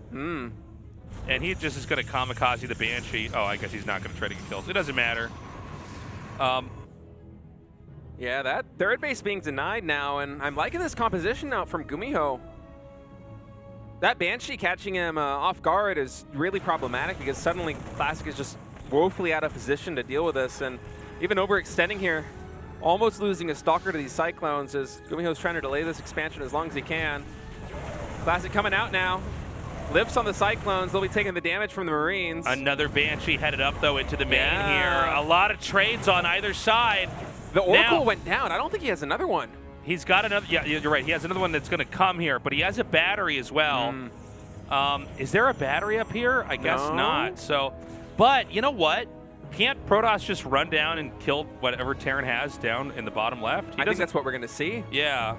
If I'm not mistaken, that's in production right now. So GuMiho, he might be losing this command center, but Classic looks like he's actually going to come back. He doesn't want to sacrifice the units here to the Cloak Banshee.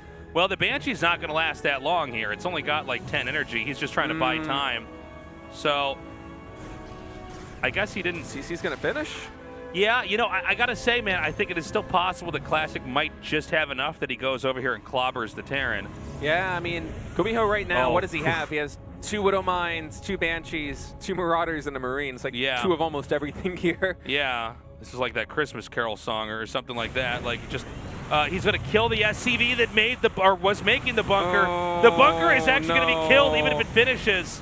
Yeah, that's really rough here for GuMiho. He needed that bunker to kind of be the linchpin in the defense. Widow Mine's coming forward. Banshee goes down. I don't know if he has enough to tag the ground, but I think he also has enough with Stalkers alone that he can kind of, he can just sort of fire from a distance. Now, I think all the Widow Mines are gone now. Yeah, GuMiho. And there's no medevac here. No, so there's no medevac. He can't heal this. Stim's going to be done, but I don't even know how many of these units can actually stim right now. Yeah, one of the Marauders is just on 1 HP, and the unit production here for GuMiho is just not really enough. Luckily for him, Classic is not reinforcing this, and he's actually going to try and pull SCVs to try and deal with it, but the Stalkers can just kite back. This is huge damage. Yeah, it's sort of unreal. Like, it just keeps, adding up and up here. He gets another depot. I think he might want to back off now. Anything else might be an overextension, but, dude, as I say that, 3 more Stalkers are marching down here. I don't think he really can overextend here because what is this bio going to do? I mean, he can't really chase down these Stalkers. Like, they're so mobile. But he's got Stim now. He's got medevacs. He doesn't even have Concussive Shell. He's just now starting it. Yeah. Yeah, Stalkers are, in these moments, are basically better units. Yeah, you really need Concussive to shut it down, but GuMiho just doesn't have it. Just continuously kiting his Classic, and he's finding so much value out of these Stalkers. Meanwhile, his third base... Oh, feedback! So there's a bit of a window there to feedback. It's too bad. Instead, gonna have to morph it. That does kind of suck there for Classic because Storm just now completed. Would have loved to have those high energy Templar, but regardless, this is such a good position for him right now. I mean, the thing with Classic is that he's already taken his 4th. The 3rd is just landed now for GuMiho. He's dropped mules there, but. It's funny because Terran's going to come out and attack. I almost feel like Protoss has another opportunity to put pressure on here. But I think so. A lot of this may come down to how Terran moves on the map and whether Terran can generate the threat of a drop that'll keep Protoss defending, or if Protoss feels safe enough to maybe come out on the map and try to hit somewhere and then recall back to defend. I think in any case, Terran is really going to need Ghosts to have any chance of contending this because right now, Classic has 6 Templar out. 4 of them are in that Warp Prism, 2 with his army. And that's going to be 6+ Storms that he has available. Now, both players are kind of moving across the map, unaware of each other. GuMiho just now spotting Classic on this side. And he's going to go for a base trade. Okay. All right. I like this decision because he cannot fight Classic's army head-on right now. But can he just recall here? He's not going to. No, he's not. You're right. All right. Well, this Nexus isn't going to go down. The question is, how much damage is Classic going to be able to find? Actually, the Storm coming back. This could be huge, but he's not looking. Oh! 4 Templar go down to the Warp Prism. He wasn't looking. The Widow Mine and the Marines clean it up. GuMiho finding some big damage. In the meantime, Classic is raining hell down on the natural of GuMiho. Well, the question now is, can Protoss get on top of the barracks? I mean, we were talking about this earlier here, only it was TBT, but the same ideas apply. Yeah. The thing is, Terran has enough as well that I think he can basically keep taking fights and healing. So I think it's a little bit ambiguous who's going to take this, to be totally honest. It's not that clear. Minerals in the bank. Nobody has enough to make a new Nexus or Command Center. Obviously, Terran can still float theirs. SCV is getting absolutely slaughtered. But look at the army supply right now. 62 for GuMiho to the 37 of Classic. And Classic is doing more warp-ins. He's building a lot more cannons here at this 4th base. God, this is such a crazy game. Oh, GuMiho's going to try and stop it. Yeah, he's going to try to get under. Oh, man. I mean, it's a lot of workers, dude. That is a lot of workers. Oh, you got to move to the left. Oh, this is Classic's entire economy. Those Widow Mines did go down to the cannons there for GuMiho. And it's 4 cannons here. That's a lot, Look man. at this bio, though. That's so much Marine Marauder. That's so many probes going out, 36 probes. Oh, he can really work the angle here to hit the Nexus. Classic has 438 minerals. If this Nexus goes down, he can rebuild it, but he doesn't have the army. He's got mines here, too. Well, he's not even going to worry about trying to have him fight over the mines. I think Classic is dead. He doesn't have the army to deal with this. This is too much bio. GuMiho going for the base trade. That's going to be it, man. Wow, GuMiho is pulling the rabbit out of the hat. Lots of rabbits. All the rabbits out of all the hats is what he did. Wow. Dude, that was crazy. GuMiho with a fantastic win there is going to bring us to match point. Oh my gosh. I can't even believe it. That was insane. You know, it's a completely different game if that Warp Prism with the 4 Templars does not go down. That changed everything. Classic, 1 lapse of concentration, 1 moment he doesn't see the Warp Prism coming over the army. Yeah. And he loses what could be potentially 8 storms in such a critical moment. All right, we're going to go to Moon Dance for map 2. Yeah. Oh, map 2. I was going to say, wait a second, go to an elimination match.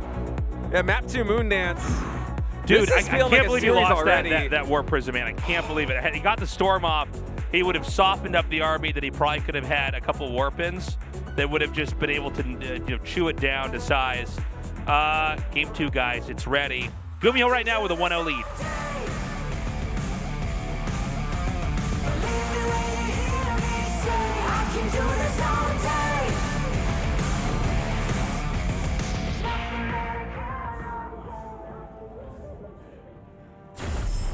Storm Gaming, GuMiho.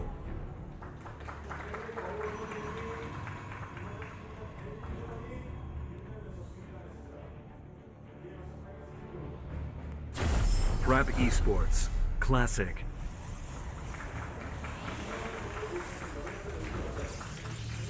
And again, Classic with the lead for most of that. I mean, was doing a great job. It seemed like GuMiho had gotten ahead early on, and then Classic just basically patiently realized, okay, A, you don't have a lot of infantry. B, your Banshees are going to run out of energy and they can't fight me then. He took a really good fight at the entrance, and then he was 2 bases ahead to GuMiho's 2, so it was 4-2. To take the whole city down, stateless. I love that. So good having you guys in the studio. That's some quick That's writing. Fast, yeah. That was very quick. That was joke was just a little bit ago. But then, when Classic was up 2 bases, GuMiho just saw this opportunity to try to take him with a counterattack. And you said this earlier, State, that it's like, the reality is he's never going to win a fight against this army head on. But what he did do is manage to keep enough of his stuff alive that he, it couldn't be contested. Yeah, and I liked how you mentioned Classic had the opportunity to go for a recall there. And I feel like at some point that would have been the play, because you really need to keep your economy up there as Classic, and you need AoE to fight that bio ball back at home. Instead, it was just GuMiho's entire army effectively just completely mowing down like these scrappy gateway forces from Classic as he was trying to hold on. And GuMiho with a killer instinct there, coming out of the win. And now Classic on an elimination point. If he loses this map, he is out of the GSL Code S. Going for a proxy Stargate. Yeah. One base. Yeah, that's important to note. It's not a Nexus and a Stargate. So it's going to be Terran on the receiving end here. Terran is going to have to try to, concoct a defense against this. And he doesn't know what it is yet. I mean, you would suspect a Stargate because that's probably the most common proxied building nowadays. Yeah. But it doesn't, it doesn't tell the full story. Classic taking an expansion now, and GuMiho with a low ground CC might be getting punished here. He has 2 Marines and a Widow Mine in production. At SCV, not seeing that Stargate there, the Vespine Geyser, and it's gonna be, man, this map is aptly named Moondance. We're gonna be dancing around the CC for a while, I think, with this Widow Mine and SCV. I think GuMiho's gonna be able to secure this here with his second Widow Mine coming out. Yeah. There's no way this gets denied, just delayed. It's like just 100 more shots from the Stalker and it's over. Oracle's out. Man, that Oracle's out so quick. He may get baited over here. He might. Every shot on these Marines is permanent until they can be healed, so. Gets that SCV. Marines coming in now. Pick up. Just going to hold his position with a Widow Mine. Now, Classic can't really break this. Revelation, though. Marines are going to have to drop. He's going to have to protect it. Oh my God, this is such an insane engagement here. Jeez. This is a second crazy. Oracle is going to kill. Oh, it goes down to the Widow Mine. Oh my God. Once again. To be honest, I didn't even quite know how to try to play-by-play that. That was so complicated. I just had to bang pots and pans together. That was insane. So there's the Widow Mine. It's still alive. Oh man. Oracle down. Ground Army defeated. GuMiho gets the base up. I feel so bad for Classic. This is just reminiscent of the previous game, man. Critical unit at a critical point goes down to a Widow Mine. Last time it was the Warp Prism with 4 Templar flying over Marines in a Widow Mine. He needed that to defend the base trade. This time, this second Oracle, which could have potentially cleaned up and maybe even provide an opportunity to deny that natural expansion, gets taken out in an unforced error. That's just brutal here for Classic. Dude, and it's not done yet, man. There's a Widow Mine drop inbound here. It's going to come all the way in the back and hit the main. There's a chance Protoss doesn't see this. I think he's unaware. Yeah. Right now he has his eyes set on this Viking and Marine force moving in the center of the map because this is something that he also has to deal with, and here we go. Okay, I don't know if he's watching. Right. He's fast. He's going to pull. But this is so much lost mining time. He's going to get the pylon. And keep in mind, that means that, the oracles that he has, that's, what he's going to have to keep here. It's a funny engage. Okay, Always so is. it was cleaned up there. Nicely done. And there's going to be a third base. He does see the third Nexus coming here. That gives a bit of a fork in the road here for decisions. I think the decision's already been made. GuMiho's been making nothing but Marines, Siege Tanks, and Liberators, and no. Oh man, that hurts so much. You want that Phoenix to stay alive here, and Classic, he knows that he's behind, and he's taking this third base to try and find some kind of way of. But the third base might be in. the way that he ends up losing this game. Yeah, that's exactly the problem. Blink's almost done, but there's not a lot of stalkers here. The Oracle goes down. The army for GuMiho right now is just too much. I think this may be over, man. I think it is. Oh my God. An absolute heartbreaker here for Classic. Just shadowing the failures of the last game, losing critical units there to the Widow Mines, and it just shows at the top level how much PvZ can kind of hang on a dime, as GuMiho is going to be the second player to advance out of Group C, and oh man, Classic. Dude, it's gotta feel so bad crazy. for him. No, man, I'm excited for GuMiho. This was one hell of a series. He's even got the Stalkers behind to try and intercept, but he's already killed the Nexus off. By the way, GuMiho is going to have 2 bases here. 2 extra bases, I should say. So 3 bases total. This is like a weird way I put that, but you guys get what I'm saying. Now, the 4 Stalkers is not a bad idea to try to, basically intercept anything else that may reinforce here. Yeah. But GuMiho with such an advantage right now. Classic going to try everything he can to claw his way back into this, because if he loses this map, he is out of the GSL Code S. But this force here by GuMiho, 40 armies applied to 24, up 10 workers, up a base. It's really his game to lose right now. And I know we've said that before. Yeah, well.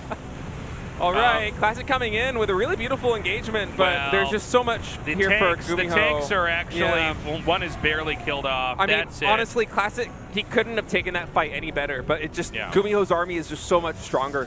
Yeah, and now he can come up here and take out the remaining infrastructure here. Another Stalker immediately goes down, and back inside there, a Liberator's planted. This game is moments away from being over. GuMiho going to be the second player to advance from Group C, man, and really a fantastic series. It was a 2-0, but it felt a lot closer than that. GG is called. GuMiho with a 2-0 win. Hell yeah, dude. GuMiho going on to the next stage, that being the round of 10. And I'll tell you, man, he played really, really well. His games against Maru could not have been closer. They were, I think, some of the funnest TBTs I've casted all year. Yeah. And, you know, if you can hang with Maru like that, I don't see any other players being that much of a threat. So, you know, let's keep an eye on GuMiho as he goes on to the next level, because we got to ask ourselves, how much farther can he go? Certainly looking to be in good form. Can't wait to hear what he has to say. Gonna have that interview ready for you guys in just a moment. Man. But what a heartbreaker there for Classic. Crushing defeat for Classic. But I'll tell you, man, when you're against somebody that good, that's how they can beat you sometimes. They just take a little advantage and they twist it and turn it into a huge lead. We're going to go to an interview now with GuMiho and see how he's feeling. He's moving on to the round of 10.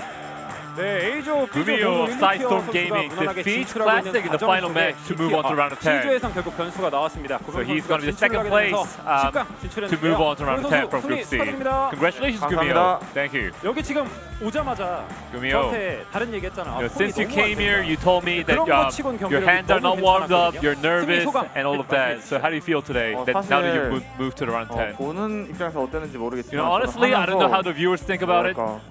미스클릭이 되게 But 많이 as 나왔거든요. I was playing the games, I misclicked a lot. I made lots of trivial mistakes. 분명히 클릭을 했다고 생각했는데 Even the 클릭이 안 supply 되고, depots, I 못 thought I 들고 clicked them, 너무 but I didn't. 많이 나와가지고 And there were so many mistakes 오늘은 like that. 판단으로 거의 So 이겼던 것 today I 같아요. think I was 손이 able 너무 to 안 돼서 gain victories through 최대한 decision 그냥 making, 손을 not through 천천히 하려고 micro. 노력 많이 했던 것 같아요. I mean, I try to play as slow as possible. GSL에서 전역 후에 처음으로 이기고 진출을 했거든요. 10강에는 조금 더 달라진 모습 So GuMiho, 보여주고 can you show a different side of yours in the round of 10? 그랬으면 좋겠네요. I hope I 저도 can. 진짜 온라인 대회에서는 요새 좀 많이 이기기도 하고 I mean, online matches, I won a lot these days. I've been to foreign tournaments. I did good. I thought I'd be not nervous today. But I guess GSL, you know, is a different stage and means a lot to me. So maybe that's why I was nervous today. I mean, overall, your performance today was very satisfactory for you. In the final match, in the first game, you decided to go to base trade, base race to take the win. So what was that about?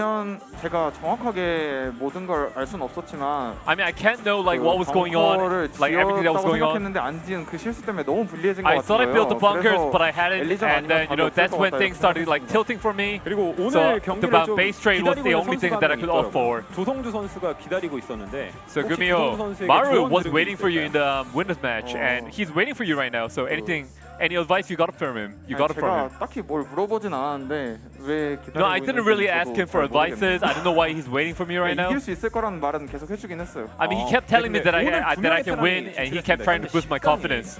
테란이 4명이나. So GuMiho, right now in the round of 10, we have 10 Terrans, and we have 2 groups to see so far. So right now, do you think Terrans are in a good position right now? In terms of map pool as well. 그러니까 저는 연습하면서는 그런 걸 잘 못 느끼는데. You know, personally, I don't really think that way in practice. But when I see other Terrans playing, I can definitely tell that they're really good at their plays. I'm not too sure about TVZ, but TVP, I feel like the Protoss, the maps are not really favored towards the Protoss right now. 네, 맞습니다. 그럼 이번 TSL 수국에서 첫 상대가 또. So this TSL 9, you'll be going against Creator. 변현우 선수. Oh no, Byun actually. 근데 이제 변현우 선수 집에서 또 오늘 자게 되고. So you'll be sleeping at Byun's house today, and then you'll be departing for TSL 9 tomorrow. So anything else you want to say before you depart for TSL 9? GSL 무대에서 올라와도 맨날 You know, honestly, even if I make it to the round of 10 in GSL, I always get eliminated, and it's been really hard for me. But today I'm really relieved to have won today, and I'll try to show a better performance from now on and try to please root for me. Thank you. Congratulations. 네, 이것으로 20강 C조 경기가 Thank you very much, Andy. 되는데요. All right, guys, that 문미리 was 아나운서가 a 쾌차하시길 quick one. 바라면서 오늘 최종 경기 Yeah, 결과 it really was. A lot of TVP one-sided series here today. Yeah. Well, guys, it's not Hero playing today. No. It's not. I guess we're gonna have to wait to get Hero style plays. Yeah, Terran going undefeated against Protoss, and Maru and GuMiho going to be two players advancing out of Group C. And I gotta say though, in that final match, Classic did look a lot better than he did in the first PVT. He did, but the way that he lost was such a heartbreaker. I think also it's important to point out that GuMiho really took the situation and he played it out very well. I think even in GSL, we have a lot of pro gamers that they're trying to follow the same roadmap that they had in all their games before. And I think you look at GuMiho and you go, oh, you can actually make the map right there. You know, and you may never be in that situation again. When we come back, and that'll be on Thursday, it's going to be Creator Sue, Ryung, and Ragnarok for Group D. We have a week off after that. We're going to come back on Thursday, and then it's going to be Korean Thanksgiving. So there's going to be a little bit of downtime, guys, before the round of 10, and then everything should be on schedule. Korean Thanksgiving is a massive holiday out here, and so everybody in the studio has time off for that. Yeah, going to be a fun Group D. Yeah. Terran, Protoss, and Zerg going to have everything. Yeah, we got a little bit of each race in there. And, you know, Ragnarok and Sue, these are two guys we've been, hoping are going to play very well. I think Creator should be the favorite to get out of that group, assuming he can be consistent like he was last year. Yeah, I mean, I don't have much else to say on that. I mean, I think it's going to be an interesting one. It's weird because today, I thought today, I should say, was going to be crazy. I thought it was going to be so close. And close, yeah. I thought we're going to have a lot of games inside the best of threes, and they're going to be long. And instead, today was very short, a lot of one-sided games. These two Protosses, I felt like were very safe bets for, people that could advance. Not the case at all. You know, it's important to continue to evolve as a player, especially as a pro. Hero winning GSL as a Protoss the first time in 5 years. It's because he brought a lot of new ideas here. And I don't know if our Protosses did that as much today, especially in the matchup that Hero got his championship on. Yeah, it was a little unfortunate seeing kind of the same Protoss strategy 4 times in a row. Start things off, going Phoenix every time, and then just die into a push. But Classic showed a little bit of life there in the final match. Yeah. I think we'll definitely be seeing him again in the next season of GSL. I mean, it's a mainstay. I think he can go way further than the round of 20. I think so, for sure. But, yeah, I mean, this is the last GSL Codes for the year, so there's a lot to fight for these guys. But, that's kind of where we're at in a game that's this season, is that some of these players who are, legends, GSL champions, are already getting knocked out. Especially the new format, round of 20. I mean, it's competitive, Only 10 players make it to the next round. Yeah, and this new format has made round of 10 especially interesting as well. That's all the time we have, guys. We love you. We will see you on Thursday, 6:30 p.m. KST. Bye-bye.